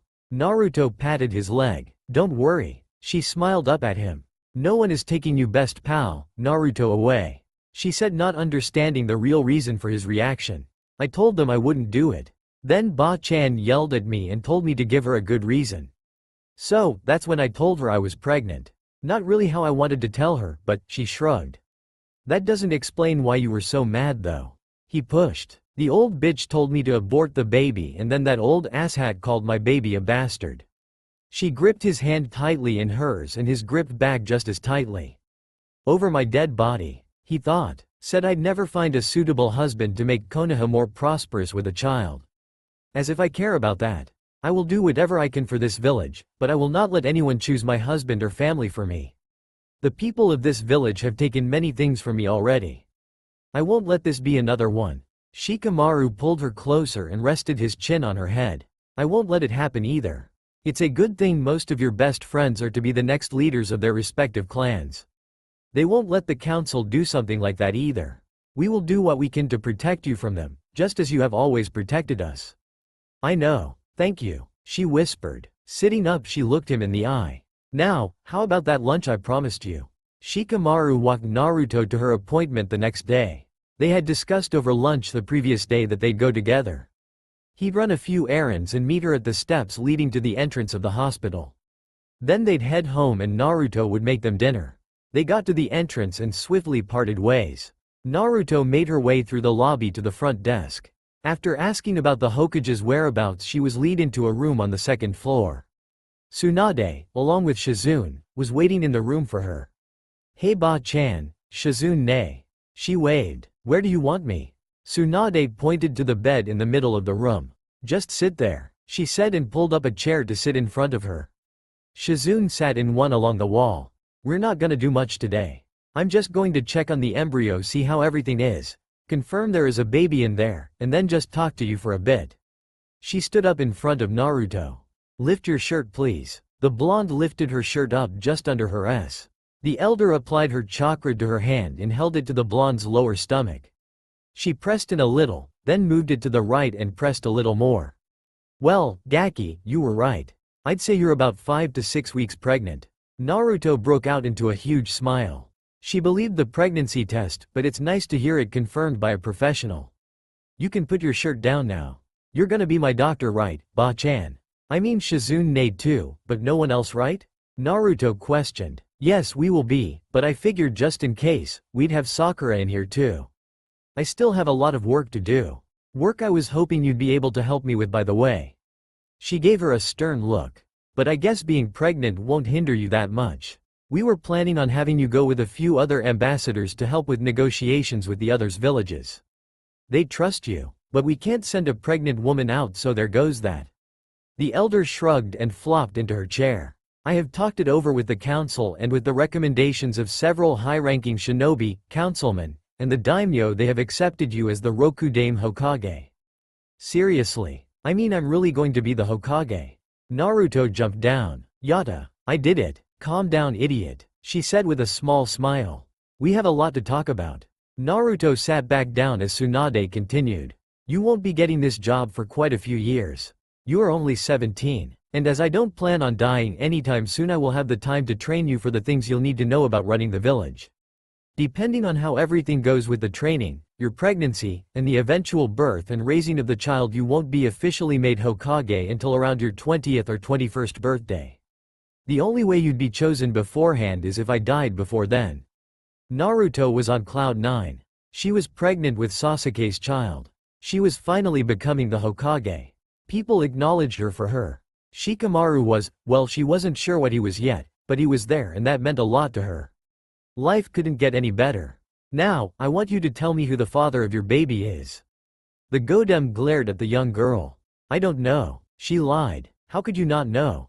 Tsunade countered. I don't know, she said again. Tsunade sighed. She knew she'd never get it out of the girl, and as much as she wanted to, she wasn't going to push. Just tell me one day, okay? She asked. I promise. Naruto smiled back. On a way more important note, what do you know about being pregnant and raising a child? She asked. Not a damn clue. The young girl laughed. Tsunade groaned. Sometimes I wonder how you manage to function. How could you get yourself pregnant and not know what you were getting yourself into? Well, I figured I'd learn as I go about raising it, and with the being pregnant stuff, that's what I have you for, Ba-chan, she girl chirped. Shizune got up from her seat and walked over to a cabinet area, and pulled out a sack to hand to Naruto. This is kind of a starter kit we give to new moms. There is a book in there that tells you basically everything you need to know about being pregnant and what to expect. If at any time something comes up and you can't find it in the book, or even if you can and are just worried, you can always ask us. There are some Vitam. She cut herself off and plucked out the prenatal vitamin bottle. Actually, since you're a Jinchuriki, you won't need those vitamins, they would just make you sick. How so? Naruto asked. When a baby develops in its mother, it takes its nutrients from her body. So normal women have to take these pills to supplement the vitamins that are going into the baby instead. For example, you need calcium for your bones and teeth to be strong and healthy. If a woman isn't eating correctly and taking extra vitamins to replace it, her teeth and bones can get weak and break easily. Iron is another example. It helps to carry oxygen through your body in the bloodstream. Without it, you will become anemic. Becoming anemic while pregnant can cause the baby to be born premature. That means be delivered too early, or to have a low birth weight. A low birth weight can lead to multiple health problems for the growing infant. Shizune lectured. Naruto's eyes grew wide. But then why don't I have to take them? She questioned. Tsunade smiled at her. Because Gaki, you're a Jinchuriki. The Biju constantly regulate your body to make sure it is at its healthiest. You are always right in range for everything on your blood tests. Your mother and my grandmother had been given pills when pregnant, but after tests were ran it was obvious they were running too high and were told to stop taking them. While having low levels of minerals is bad, having them too high is just as bad. As long as you eat normal, and more than ramen. She scolded. The Biju will keep you and the baby healthy. Plus, we will be doing blood tests to make sure. If anything is wrong, we know how to fix it. You just have to worry about outside factors. Be careful around your stomach, don't let anything hit it. Keep your chakra levels at normal. Too high chakra can rupture the placenta, causing a miscarriage or premature labor depending on how far into the pregnancy you are.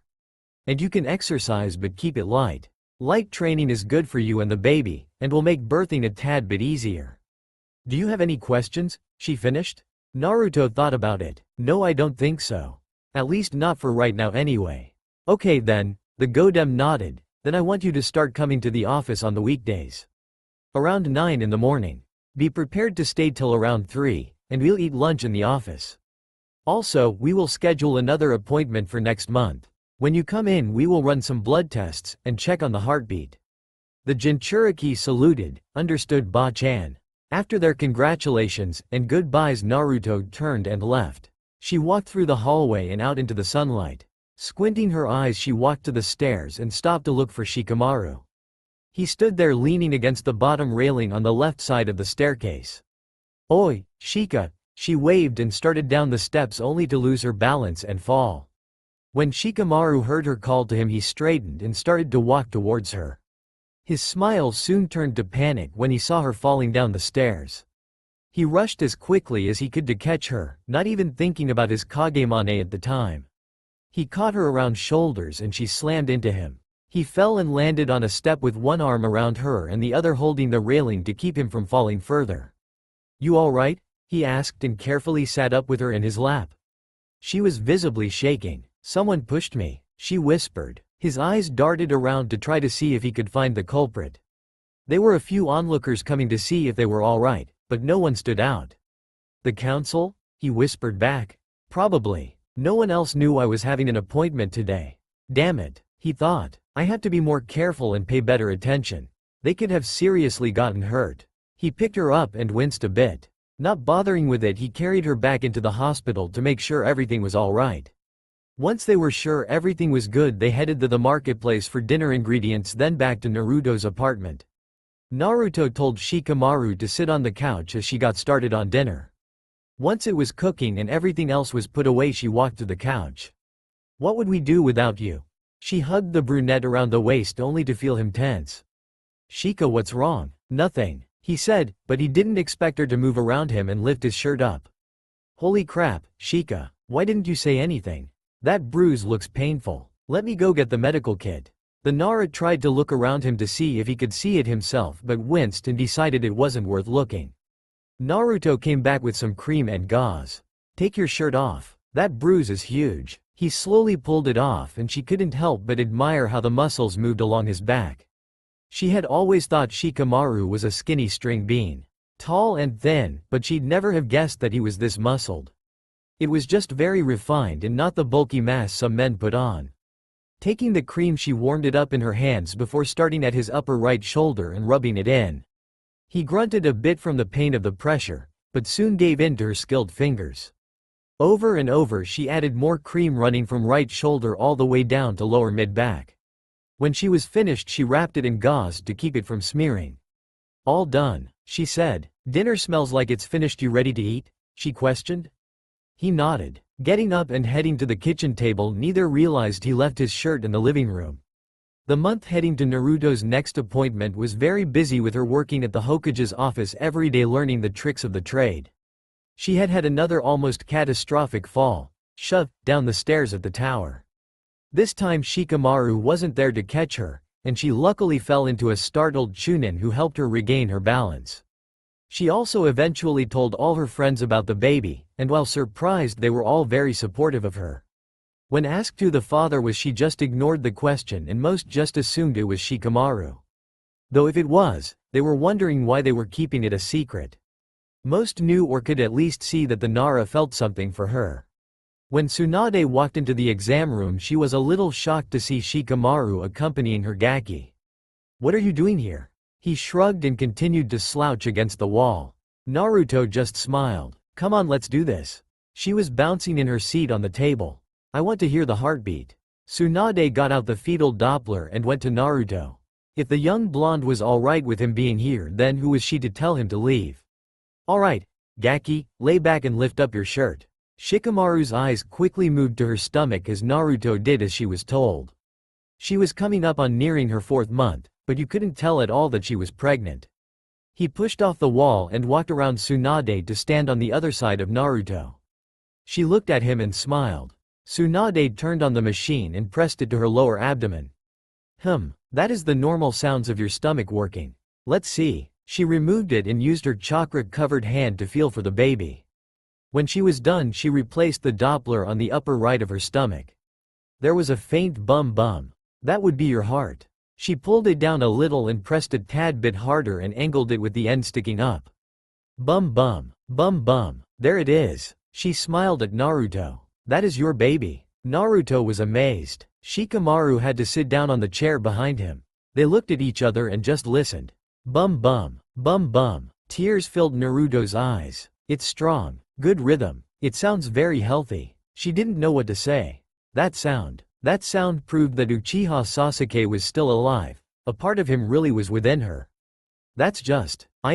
Wow. She ended. Tsunade went to remove the machine, but Naruto's hand shot out and stopped her.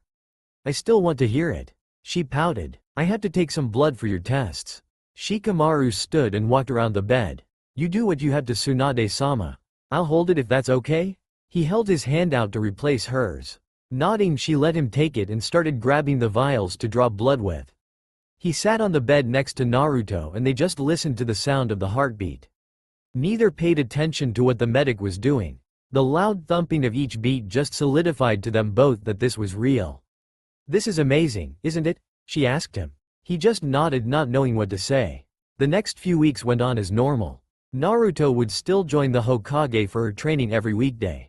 She'd spend the day filing reports and learning about how the lands ran. The major treaties and trade agreements between Konoha and the local villages within Hai no Kuni were discussed and made certain that she knew them in and out. The new treaties between the 5 major villages were gone over. Tsunade let Naruto read them to see if she could figure out any loopholes that would be disadvantageous for Konoha. Once she was Hokage, Naruto needed to be the one to spot what her subordinates might miss. She had also had several meetings with the Godem and the different merchants and clans. All in all, Naruto's knowledge was progressing at a faster rate than even Tsunade thought it would. With the way she was learning and taking things in, she might become Hokage before her 20th birthday. Now, while her weekday days were spent in the tower, most of her evenings were spent with Shikamaru. He would meet her at the tower and they would walk to her apartment together. Sometimes he'd have dinner ready for when they got there. Other times they'd pick up groceries on the way and she'd cook for them. Weekends she'd often train in the morning with Shika and some of their friends, and then they'd spend their evenings much like the weekday ones. Today, though, was a normal late Saturday morning training with what was left of the Rookie 9 and Team Guy. Even though it was late January, they had not seen any snow this year. It was chilly, but with longer clothes and training they'd be warm in no time. The group had gone through a normal stretching and running routine before going off into pairs for more hand-to-hand training. Since Naruto couldn't actually practice with the others, that left an uneven number and Shikamaru was going to volunteer to sit with her, but someone else beat him to it. Choji had been curious as to the amount of time his best friend had been spending with the girl. All the kids from the academy were friends in a way, but after they joined their respective teams they hadn't spent much time with the others. And Naruto was always one person nobody spent much time with. With the exception of Hinata, the others hadn't actually been told not to go near her as a child. They all mostly made the decision that to play with Naruto meant nobody else would play with you and just kept their distance. Plus, she had been rather loud, boastful, and obnoxious. If Choji had to make a guess, he'd have to say that the only people to ever make any kind of friendly contact with her back then, besides the Sandame and Iruka-sensei, it probably would have been Shikamaru, Kiba, and him. They had always gotten into some kind of trouble with the young boy who'd eventually become a girl. Thinking back though, Choji noticed Shikamaru had always paid some form of attention to Naruto. The time when she had been tricked into going into the Black Hills by their old classmates. Even after the kids had been warned not to go there because of the recent battle with foreign shinobi. Shika could have left it alone, normally would have, but he got involved and told Iruka-sensei, and possibly saved Naruto's life. Then of course a more recent time being when Jiraiya-sama had died. Shikamaru went to Naruto using the fact that they needed to decode the cipher, but he could have left it alone. Neither him nor Ino got any kind of comforting from Shikamaru when Asuma-sensei had died. So, why would he go to Naruto of all people? He was Shika's best friend after all, and he didn't get anything from him. Also during Pain's invasion, he had heard how even with a broken leg the brunette had tried to go help the girl. And the most recent memory being during the war. Shikamaru was about to die and yet he still wanted to be useful to Naruto in any way he could, especially after she became Hokage. So Choji began to wonder how long exactly had Shikamaru loved this girl. When they all thought she was still a boy, the plump shinobi was curious and decided he'd sit out with the excuse of wanting to eat. He wanted to see what it was about Naruto that drew Shikamaru in. Plus, if this girl was the girl his best friend loved, then they should be on better talking terms, and he wanted to fix that. They both stood near a tree at the edge of the clearing. Naruto had wanted to be far enough away that if a stray shuriken or jutsu came her way she had time to dodge. Choji pulled out a bag of chips, from seemingly nowhere, and offered some to the young pregnant girl.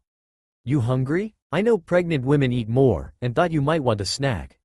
She smiled and thanked him before taking a chip. "You come from a clan. I bet you are used to being around pregnant women, huh? I wonder if that's why Shika is so good with it," she mused. He shook his head. "There have been a few pregnancies in the clan over the years, but I was never really around them that much. Mostly our team has been helping Kurenai-sensei with things since Asuma-sensei. He cleared his throat, still not used to his death, isn't here." She reached over and patted right forearm that was holding the chip bag out to her. "That's really nice of you guys. I'm sure she appreciates it a lot. I know if it weren't for Shika I'd be having a much harder time with this." "How are you doing with all this?" he wondered. She tapped her chin. Not too bad really. I don't have any weird cravings yet. I've had a little bit of sickness, but thankfully the biju usually override that as soon as it starts. It's mostly just feeling queasy. I do feel a lot more tired, but that could also be due to the fact that Ba-chan has me looking over super boring paperwork all the time." She smiled. "But like I said, Shika has been a huge help. He helps me keep up with cleaning and cooking at the house. Always making sure I remember my appointments." She began laughing. "Seriously, where is that lazy guy we all grew up with?" "Who knows?" the chubby boy chuckled. "But wherever he went I sure am glad to have him around." She smiled softly and spread her palms over her stomach. "I know we wouldn't be here without him." A thud was heard to Naruto's right and they both looked to see what it was. The group training had done this often and always angled their weapons away from Naruto's position. So they were surprised when they found not only a kunai embedded into the tree the blonde was leaning against, but one with an exploding tag attached to it. Knowing they'd never get out of the blast in time, Choji did the only thing he could think to do. "Buben Baika no Jutsu," he yelled as his hand and arm grew to giant proportions. He grabbed Naruto as tightly as he could without hurting hurt as the tag detonated. The resounding boom from the explosion sent a gust of wind that knocked the unsuspecting shinobi to the ground. Naruto's terrified shriek along with Choji's pain-filled one had them up and running to their comrades. "Naruto! Choji! Shikamaru ran faster than he had ever remembered moving. He arrived first to find Choji passed out face down on the ground. His right hand and arm still in a partial multi-size release. The hand and knuckles were torn to shreds and bleeding heavily. There were scorch marks up to his mid-bicep. He knelt to check for a pulse, and once confirmed he looked around for Naruto, but he couldn't find her. The Nara stood up and started searching for anywhere Naruto could have been blown to. He never noticed when the others showed up and Sakura pushed him out of the way to start healing Choji.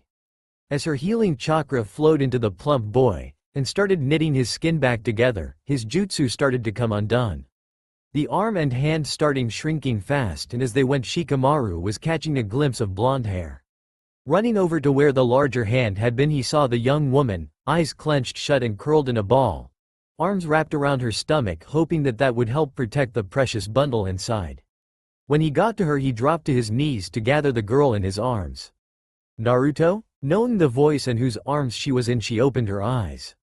"Shika," was all she said before squirming around to sit in his lap and wrap her arms around his chest. She set her head on his shoulder as frightened eyes filled with tears. Looking to her friends, she noticed the young man who had saved her and her child passed out and bleeding on the forest floor. "Oh no, Choji." She scrambled out of Shikamaru's lap and headed over to the young man she had just spent the late morning happily conversing with. Her ever-present shadow followed close behind. "Is he okay, Sakura-chan?" she questioned.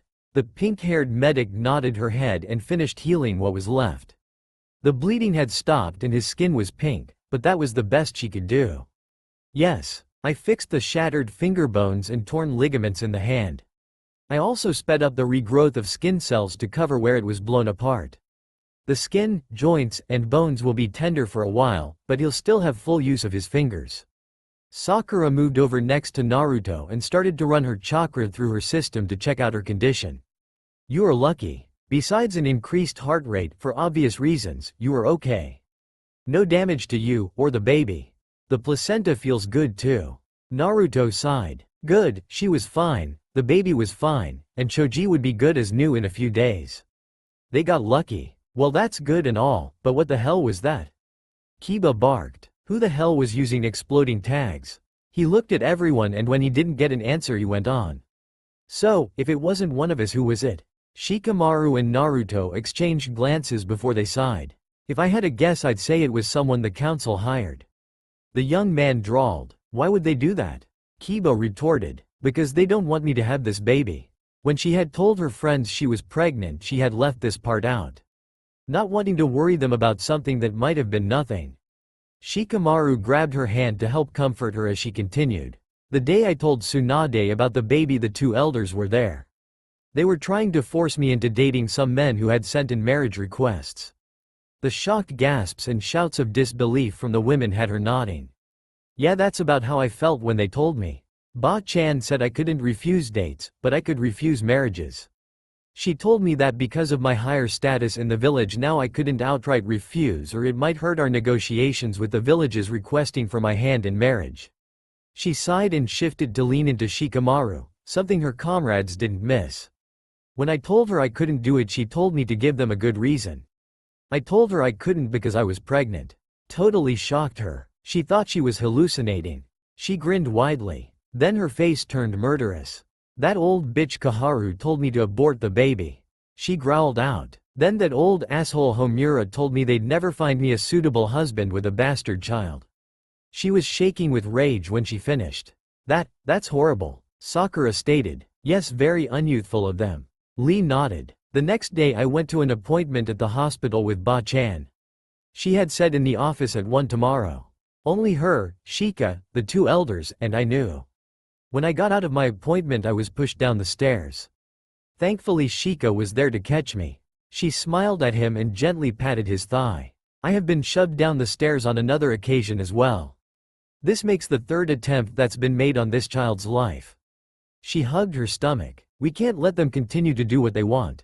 Choji spoke. He had woken up at the beginning of her tale and didn't want to bring attention to himself.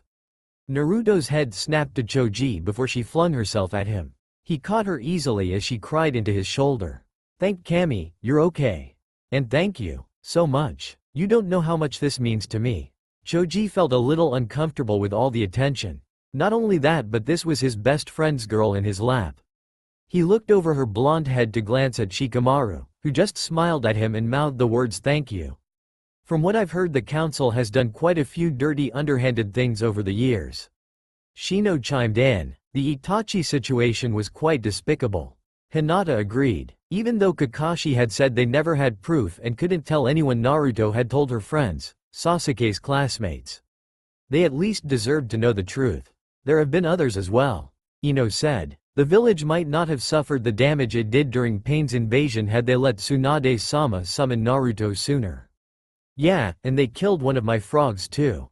The blonde shouted. While I do not know what we can do about the council and the things they do, I am quite worried about you. Tenten pointed to Naruto. If they have went to the trouble of seriously trying to injure you, I don't think you should be alone. Ever. While you're pregnant at least. That's okay. She chirped. I'm never alone. Shika's always with me. She beamed and nudged him with her shoulder. The rest just smiled. Kiba wagged his eyebrows at Shikamaru, which caused him to roll his eyes and mutter troublesome. Well, even so, Hinata went on to continue. I think that if Shikamaru can't be with you, one of us should. Naruto started to protest, but the young Hyuga heir directed her next statement to the Nara boy. If you can't be with her, you make sure you bring her to one of us. Okay? He nodded at her. Naruto was completely flabbergasted. This is my life, don't I get a say in this? I am an adult, for crying out loud. She sighed when a chorus of no's answered her and everyone started getting up to leave. Wait. Kiba's grin grew feral. What about nighttime? Shouldn't someone be there to watch her then? If they did this out in the daytime, who's to say they wouldn't try something while she's sleeping? Everyone saw his point on that. The girls were about volunteer taking turns on who could stay the night, but one 6-word sentence stopped everyone in their tracks. That's already been taken care of. They were quiet the entire way back to Naruto's apartment. She didn't know how to breach the subject with Shikamaru. What did he mean that was already taken care of? Did he have someone watching her already? Did he watch her sleep? That thought made her blush and kept her from speaking until they were safely inside her home. Naruto tried to speak a couple of different times, but couldn't think of what she wanted to say. Shikamaru could tell she was struggling and sent her off to take a shower. He said he would start on lunch while she cleaned herself up. The blonde did as told, and when she came out of the bathroom she was delighted with the wonderful smell of ramen. Running the towel over her head, she bounded into the kitchen. Yum, ramen, my favorite. She smiled at him and took a seat at the table. She really wanted to dig in, but looking at him decided against it. She cleared her throat nervously. You know. She started, head bowed and staring at the table. You could take a shower too if you wanted. I'm sure I have something from when I was a boy that will fit you. She shyly raised her eyes to meet his, afraid she might see rejection, or horror, or her worst fear, disgust. What she did see had her bursting out laughing. She didn't think he could blush, but he did. Oh boy, did he. The blush covered his entire lower face, up to his ears and down his neck. And his poor eyes looked like they might bug out. I'm sorry. She giggled. I'm so sorry, I'm laughing. She wiped a tear from under her left eye. I have never seen you make a face like that, ever. Then his blush deepened at being put on the spot like that, and she laughed some more. When she finally calmed down, he refused to look at her. I'm sorry, Shika. Really, I am. I guess I don't know. I'm kind of nervous. He raised an eyebrow at her. What did she have to be nervous about? I've never had to share my home with anyone before. No one has ever used my shower but me. I guess I kind of feel rude that I get to come home after training and shower and feel refreshed while you have to sit there all sweaty. I didn't even do as much as you. But, if you want, you can use the shower. As I said, I should have something for you to wear today, and you can start bringing things to change into since you're here all the time. She fidgeted in her seat a little. He was happy. She was thinking of his well-being. Hopefully this was leading them into the right direction. He took her up on her offer and headed to take a shower. While he was in, he heard her knock on the door and open it. I'm just going to put what I found here and I'll take your dirty clothes and wash them, okay? She didn't even wait for his answer. When he got out, there were a pair of pants, an old shirt, and boxer briefs. He didn't think he'd be wearing her old underwear. It was strange. It was so weird to think the girl he loved used to be a guy. But he sucked it up and got dressed, because it didn't matter. The shirt was dark blue and a little big. Actually, it looked like the one he saw on her months ago when he first came to see how she was dealing with Sasuke's death sentence. The rest of the items didn't fit right though. Even as a boy, Naruto was smaller than the rest of them. He attributed it as a way to not make things difficult for her when her body made the transformation back into a girl. It made sense. Her girl self was probably around 5'3". The boy had been around 5'5". If Naruto had been more than those few inches taller, it would have completely thrown off her taijutsu. While in the beginning she still had to improve on the loss of those few inches, it wasn't a big deal and she quickly adapted to it. So here he found himself with underwear a few sizes too small and pants that wouldn't fit. Thankfully the shirt was really big. Where it had fallen to her lower thighs, almost her knees, it would at least cover up his more private area that was being noticeably showcased in the too tight shorts. But they would work for today. He left the bathroom and headed back towards the living room. The pants were too small, he said. She turned around and got a good look at the boy, no man, standing before her.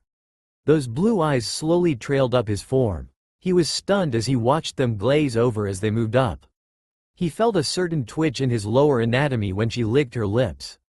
When her eyes finally reached his, she looked away embarrassed. He coughed as he handed her the pants. "Oh, I'm sorry, these were the biggest ones I could find," she said as she took them from him and rushed to put them back in her room. She slammed the door behind her and leaned against it. "Idiot, why were you staring at him like that?" She hit her head off the door. "Your age in Cherokee. Don't forget that, no matter how good he looks in those tight, oh so tight boxers." Shaking her head, she moved to lay the pants on her bed. "Besides," she thought sadly, until about 4 months ago he thought you were a boy as well. Why would he ever feel anything romantic for you? She walked back out to join the boy for their forgotten lunch. While she was in the bedroom, Shikamaru had taken on the task of reheating the ramen. He needed something to do to keep his mind off the way her eyes had darkened when she took in the way his body looked. God, when she licked her lips. He shivered. Putting his hands on the counter, he bent over and took deep breaths. "Calm down. You're not wearing any pants, and these boxers aren't hiding anything." He closed his eyes and breathed. Over and over. And over. The sound of the microwave beeping brought him back from the land of blue eyes and tongues and lips. "Oh my God, fucking stop it," he shouted at himself. Getting the food, he turned to put it back on the table when he noticed her standing there. Hi, lame," his brain shouted at him. She smiled at him, and it hurt. It wasn't as bright as it usually was. He could tell she was nervous around him and he didn't want that. Not at all. He placed the ramen cups on the table and sat down to eat. She quickly followed. After a few minutes of nothing being said, Naruto decided to fill the gap. "So, what did you mean back there? About what Kiba said, you know, about having someone staying here?" she questioned. "Seriously, you sound like a girl. Hormones or not, man the fuck up, Uzumaki." With those words she sat up straighter. "I am a big girl, you know. I don't need someone with me all the time." She gave a firm nod of her head. Seeing the fire back in her eyes, he relaxed, and leaned back in his chair. "You say that, and yet you've had 3 separate attacks that had someone not been there. You or the baby could have seriously gotten hurt." Seeing that some of the fire start to die and knowing she was blaming herself, he went on.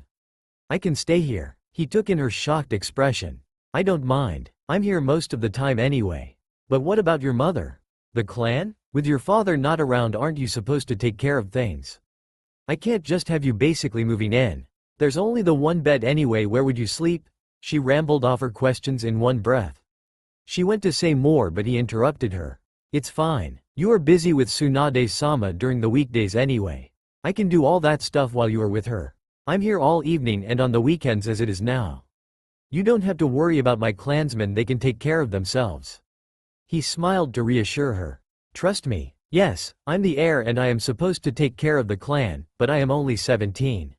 My mother and grandparents are taking care of them for now. While I could take over now, that would be troublesome, and they want me to enjoy my childhood." He paused. "Well, as much of a childhood as any shinobi-bred kid can get. So don't worry." He reached across the table to grab her hand, holding her chopsticks. "I want to be here, okay?" Naruto didn't know what to say to that. He wanted to be there with her and the baby. He wanted to help. How could she say no to that? "All right," she finally conceded. "But, where will you sleep?" "The couch will be fine." She went to argue about him sleeping on the old tattered couch, but he silenced her with a finger to the lips. I'm used to sleeping on the ground, remember? I'll be fine. Staring at the finger on her lips, she nodded. He withdrew his hand and they finished lunch. So, do you know what you're having yet? Ino asked Naruto during a Thursday lunch at Yakiniku-Q. Naruto shook her head. No, I really don't care what it is. Boy, girl doesn't matter as long as it's healthy. But Ba-chan said at the next appointment I could find out if I wanted. Well then, Shikamaru, what are you hoping for, boy or girl? The pale blonde went on to question. He shrugged. Naruto's right. As long as it's healthy, does it really matter? I hope it's a girl. Ino squealed. Then I can babysit her when she is older and do her hair and teach her all the girl stuff you don't care about. The poor girl had tried to teach Naruto about makeup and fashion, but it all fell on deaf ears. The best Sakura and she could do was take the tomboy out everyone so often and help her to buy new clothes and fix her up when needed. I don't think that will be necessary, Ino. The young pregnant girl tried to persuade. Pale blue eyes watered as the older girl sniffled. What, don't you trust me, Naruto? Or is it that you don't see me as a close enough friend? She brought a hand up to cover her eyes, shoulders shaking. No, it's not like that, the Jinchuriki shouted. She reached across the table to grab Ino's other hand. It's fine, Ino. You can do those things if you want to. She smiled kindly at her. The crying girl suddenly dropped her hand and looked at Naruto with a beaming smile. Great. Naruto was shocked by the sudden change in emotion. She looked at Shikamaru, who just sighed and leaned back into the booth before shifting her eyes to Choji, who was chuckling quietly.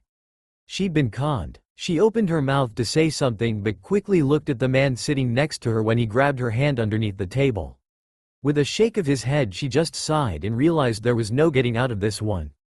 Naruto had learned a lot over the last few weeks about Ino and Choji during these lunches. While she had been friends with them, she had never spent any personal time with them outside of missions and the time at the academy. There was a whole other side to Ino that Naruto never knew existed. Since Ino had mostly spent her time around Naruto fawning over Sasuke and fighting Sakura about it, Naruto never thought she was more than just a rabid, annoying fangirl.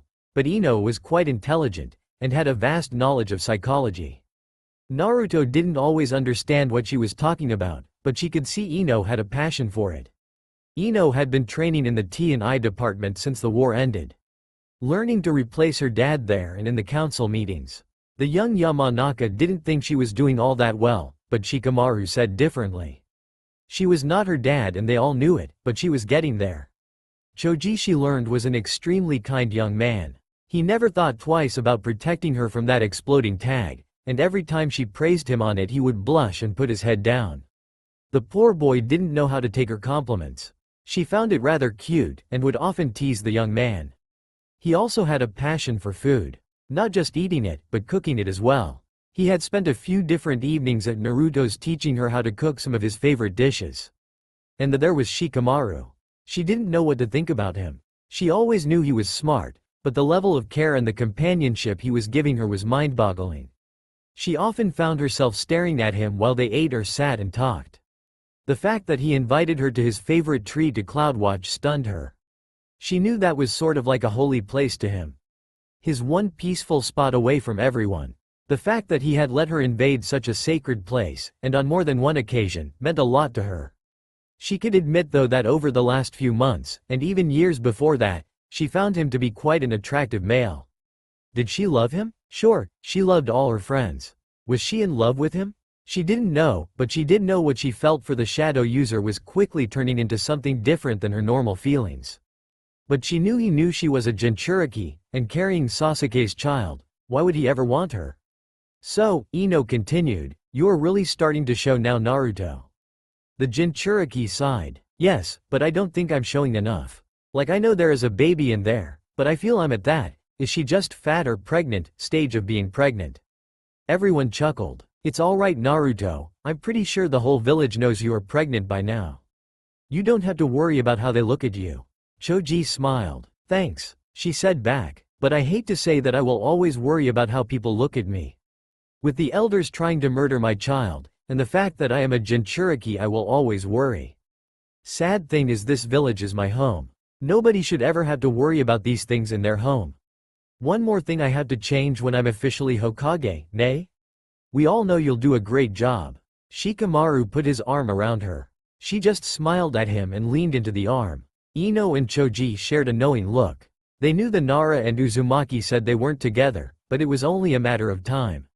The lunch went on with the usual chatter over the next hour. As they were getting ready to leave, Naruto excused herself to the bathroom. I will go with you. Ino offered. No, it's okay, I just have to go pee. You know, kid, on my bladder and all, even if it's not that big yet. Naruto had been feeling suffocated over the last few weeks of never being left alone. A quick trip to the bathroom alone would help her regain a little feeling of freedom. Coming out of the stall, Naruto walked towards the sink. Sighing, she stared at herself in the mirror. She took a stray strand of hair and moved it behind her ear before turning on the water. While looking down at her hands, she felt fingers slide into her hair and grab a hold tightly. Before she could react, she was quickly shoved face first into the mirror. The glass shattered where her forehead met it. The sounds of the kitchen next to the bathroom covered up the sounds of breaking glass, keeping the noises inside the room, and not alerting anyone to what was going on. The hand that was still in her hair drew her back and threw her against the stall door. She smacked roughly against the corner, jarring her back, and thrusting her head into the door hard. With her vision blurred from the impact, she was only able to make out the black clothes and plain Anbu mask. The person grabbed her around the neck and thrust a kunai at her pregnant belly. She had enough mind and instinct to turn to the side before the Biju chakra shot out and tossed the assailant across the room. Naruto slid down the stall door and landed on her knees before falling to the side. The masked figure had been flung towards the sinks and crashed through the wooden cabinets underneath. The wood shattered under the force and the assassin was speared through the neck on a jagged edge. Naruto crawled to the door and barely managed to sit up enough to push it open. Blood pouring down her face and into her mouth and eyes, she yelled at the top of her lungs. Shikamaru! That one scream pierced through the rather quiet dining atmosphere, scaring half the customers. Shikamaru waited impatiently for Naruto to come back. Noticing his unease, Ino spoke up. Maybe I should go check on her?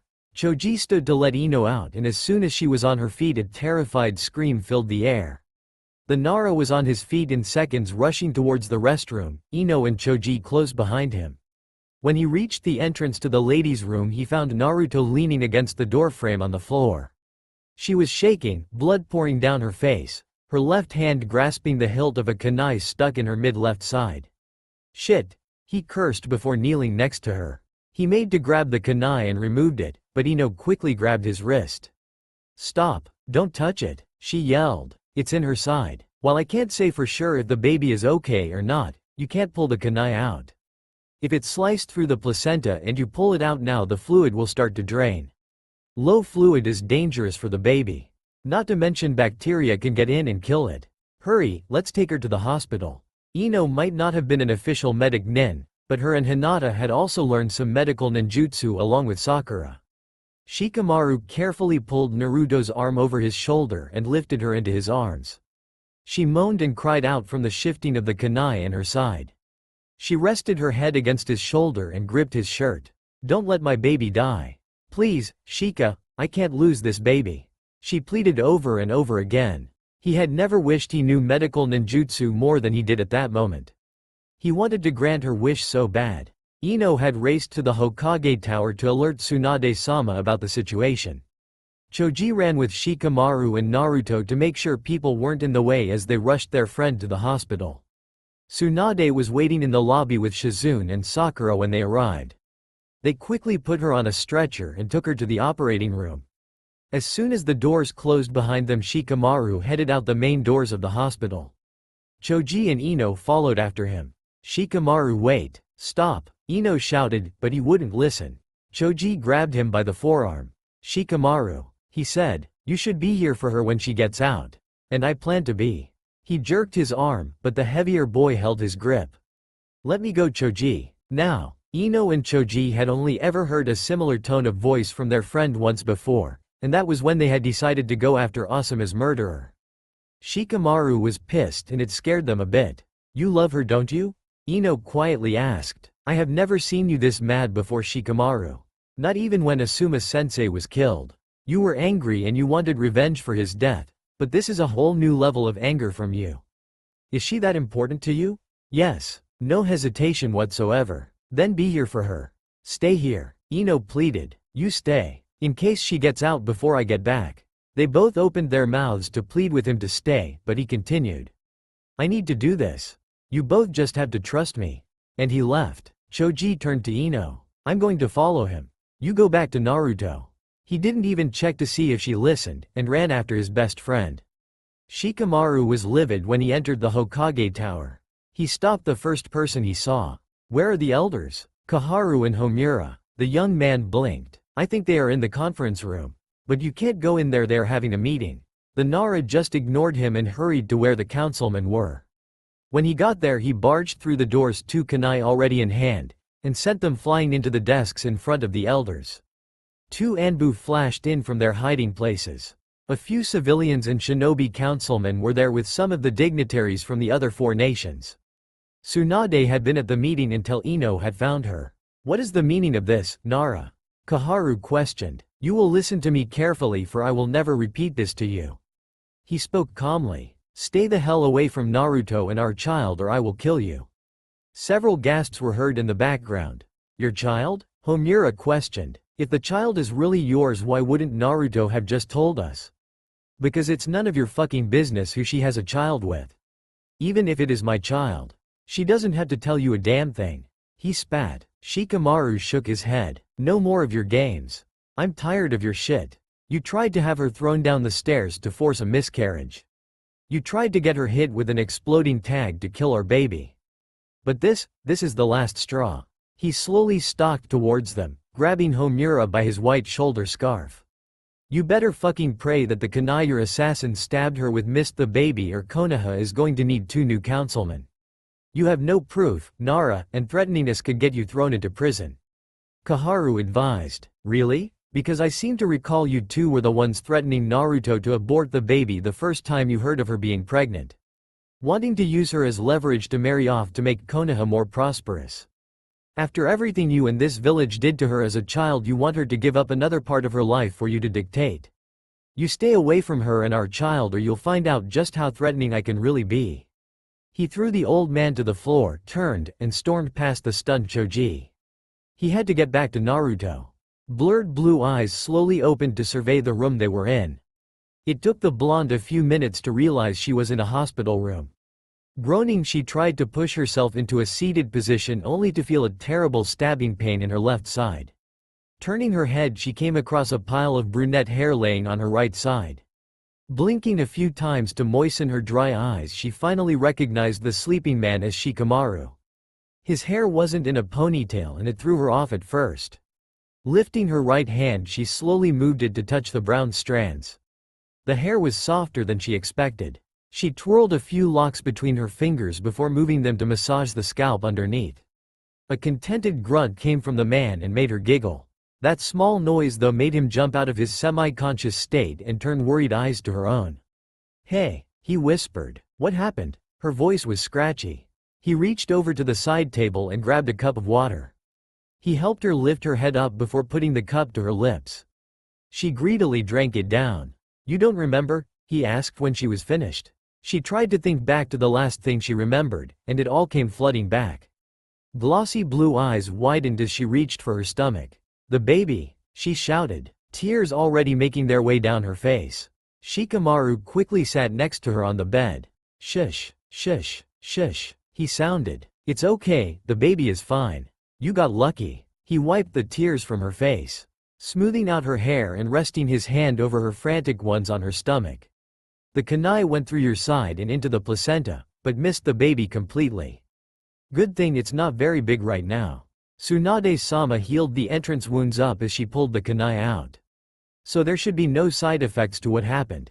But we'll have to bring you back next week for a checkup. Okay? She sniffled and tried to hug him, but the pain in her side hit her again. Why does my side still hurt then? She asked. The Biju can't do much with their chakra without possibly hurting the baby. Tsunade-sama said they weren't healing you when we brought you in, but they were keeping you in a sort of stasis to make sure you didn't have a miscarriage. He helped to bring her into a more upright position as he explained, moving pillows behind her back to make her more comfortable. She knows that they are semi-aware of what goes on outside your body, and made sure they knew not to pump out any more of their chakra after she healed you.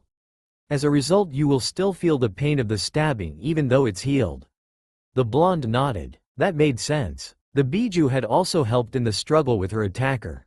She'd have to be more aware of her chakra use over the next few days and keep it on a tighter lock. She'd also have to remember to thank them as well. Since the joining of all 9 Biju within her at the end of the war, they had been rather quiet. A lot of their chakra had been used to help stop Madara and then Kagaya, so they were rather tired. Her pregnancy was also not helping as well, and while their chakra will manifest, they are more often than not sleeping to regain their full powers. The person who did this to me, did you happen to find out who it was? The pregnant girl was worried that the next time something happened it would be the last and she'd lose Sasuke's child. They had to find out who did this, how they could connect it to the council's top 2, and get them to stop these assassination attempts. Shikamaru sighed. Naruto. She looked at him confused. He sounded so serious, more serious than she had ever heard from him. There's something we need to discuss. Fluffing the pillows at her back again, he sat back at her side. She waited for him to continue for quite a while. When she thought he'd changed his mind about speaking, he grabbed her hand. I don't think you'll have to worry about the council anymore. That's great, she interrupted. He shook his head and went on. I did something you might not like. Squeezing his hand, she spoke to him genuinely. With everything you have done for us, Shikamaru, I doubt there is anything you could do that would upset me. She smiled at him. I told the council the baby was mine. He quickly blurted. Naruto stiffened at those words. You did what? She whispered. I told them you were carrying my child. He modified. Why? She almost shouted. Why would you do something like that? She was so confused. Why would he tell them that? She questioned herself. It doesn't make any sense. Because if they think it's my child, the next Nara heir, they'll stop this. You and the baby will be protected. We won't have to worry about someone trying to kill it. I was just trying to protect you both, he said, lifting a hand to cradle her cheek. It's not your job to protect us, Shika. She went on. You've done enough for us. You don't have to lie about this. Do you know what this will do to you? She grabbed his hand, tears falling from her eyes, and she pleaded with him to understand what he was doing to his future. How will your family feel about this? What will you do when people find out you lied? What will they think of you for being with me? What about finding someone to love? Something about where this conversation was heading was hurting her heart. Thinking of Shikamaru finding someone else to love, being with someone else, and leaving her alone with the baby was breaking it in two. But she went on for his sake, because this baby wasn't his and he shouldn't be shackled down to them just so they can be protected from the council. How can you have a relationship with someone if they think we have a child together? How can you? She was cut off when his lips landed on hers. His warm, gentle hands on either side of her face holding them together. When he pulled away, she was staring at him with rounded eyes. Still holding onto her face, he stared into her blue eyes, making damn sure she was looking at him when he finally said, I love you. You can't, she pleaded. How can you? I mean, just look at me. You know what I am, and while I could accept that you could possibly look past me being a Jinchuriki, how could you love me in so short a time? She grabbed his hands and pulled them from her face. Shaking her head over and over, she continued. I've only been a girl for 6 months? How can you say you love me in that short amount of time? I've been a boy for 17 years. It doesn't make sense and I can't accept that. Sighing, he tightened his fingers around her hands. I know, he said. Looking up at him, Naruto cocked her head to one side. I know the truth. She didn't know what he was talking about. What did he know? He shifted a little and started again. I remember once when I was 4 years old. My dad was watching me while my mom was out. At some point he got called to the Hokage's office, and since he had me I had to go with him. I wasn't allowed into Sandame-sama's office, so I was made to wait outside in a chair. That's when I heard them speaking. I don't think they knew I could hear, but they were talking about finding someone who had gone missing for a few years. Naruto's eyes widened at that. No, he couldn't mean. I don't remember much about what they were saying, but they were very concerned about this person. Saying things about doing what they must to protect the Yondaime's legacy. I didn't know who the 2 other people I had seen in the room was, but looking back at it now I know it was Jiraiya-sama, and the Anbu had to have been Kakashi-sensei. Splaying her fingers, he moved his to rest between hers in a more firm grip. I got tired of listening to them and decided to explore the tower a bit. I didn't get very far before I heard quiet sobbing coming from the conference room that connects to the Hokage's office. And do you know what I found when I peeked in that room? The blonde shook her head, but he knew she knew when he saw the tears in the corners of her eyes. I saw the prettiest little girl I had ever laid eyes on. Even when she was covered in filth, her blonde hair was greasy and half burnt, her clothes were too small, and her feet were dirty and covered in cuts. I still had never seen someone so pretty. And when she lifted her tiny hands to wipe the tears from her eyes, I saw the most beautiful blue eyes I had ever seen. The young girl was fully crying now. He knew. She didn't think anyone, but Kakashi knew because he was the only one from that day left alive. She knew he'd never tell, and yet here was this boy, this young man that she had grown up with that knew. I don't know what happened, I really don't know anything important, but when I saw you at the academy the next year I knew it had to be that same little girl. When I saw you as a boy, the pieces just clicked in my head. This is what they had to do to protect you. He pulled her forward into his arms. I didn't want to give it away. I stayed a great distance from you when we were children so that I wouldn't possibly blurt out that you were really a girl. Running his hands through her hair he finished. I fell in love with you at first sight, Uzumaki Naruto. I have been waiting all these years for you to turn back into a girl so that I could tell you just how much I loved you. And Naruto cried over something she never thought she'd have to think about again, and that fact that someone actually loved her. And Shikamaru held her while she broke down in his arms. When she quieted down she wrapped her arms around his back, fingers playing with the ends of his hair, and rested her chin on his shoulder. When I was 2, she began, I was kicked out of the orphanage. They never took good care of me anyway. I know what you're thinking, how can you remember that far back, right? Being a Jinchuriki has lots of side effects. I remember so many things that I shouldn't, but I do. She sighed and scooted closer to him. Kakashi-sensei, Ero Sennin, Sandame Gigi, and your father were the only ones to ever care for me. I know in public I made it seem like I never knew Ero Sensei and Kakashi ni until I was a genin, but that was part of the cover. Same with your dad. I don't know if he was told or if he figured it out and confronted Gigi about it, but he knew I was the Yondaimi's kid, even if they didn't tell me that at the time. But they made sure, as often as they could, that I was being cared for. When I turned 2 I was tossed out of the only home I'd known. That was also one of the worst winters the village has ever had too. Shikamaru pushed her back gently, then got up and moved to lay against the bed. He pulled the blonde until she was resting with her head over his heart. She smiled at this. He could tell their previous position wasn't too comfortable for her sore pregnant belly. Thank you. He nodded. Running a finger over his chest she continued. I ran the streets until sometime after New Year's, and tried to find food wherever I could. Most of the time that ended up being from dumpsters behind restaurants. But when the owners would find me they'd yell and kick and swat at me like some rodent. She shrugged. I guess I kind of was. Then one day I was approached by this man. He seemed really nice. He offered me food and a bed, new clothes to warm me up. I thought I was saved. That I finally found someone who'd love me. I was wrong. So wrong. She wiped the tears from her eyes. He knew who I was, the filthy little demon he used to call me. He chained me up in his basement, and left me like that for so long. Shikamaru grabbed her tighter to him. It could have been worse. He never molested me. He would just hit me a lot. It turns out he had a daughter. A 4-year-old that had been killed along with his wife during the Kyuubi attack, and he blamed me for her death. Kakashi ni found me that day you saw me. The man was killed, but I never forgot what happened. I thought if I never mentioned it it'd go away. That's why when the seal wore off I just told people I'd had a seal since birth. Kakashi ni would never correct me on it, and I would never have to tell everyone what happened. I'm sorry, the young man said. I'm sorry that I made you remember such a thing. I promise you though, I won't say anything to anyone.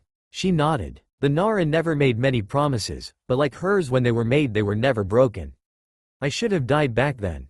I had often wondered why I didn't. When I found out about Kurama it made sense why I never died. She sighed, and wiped more tears from her eyes. The young man ran his hands through her long blonde hair. Then I have something to thank the Kyuubi for. If he hadn't kept you alive all that time I'd have never met you. He kissed the top of her head. I love you, Naruto. I mean it. And not just because I saw you as that little girl all those years ago. As we've grown up I've gotten to know you. Some parts of your personality were made to represent the boy you were, but a lot of you is still the same.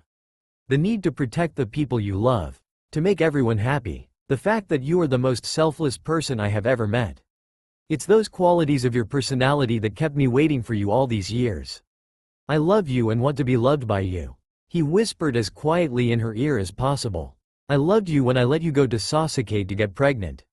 I decided then and there that if it worked, that if he got you pregnant I would still want to be with you. That if you would let me I would be this baby's father. He moved her to look at him. Let me be there for both of you.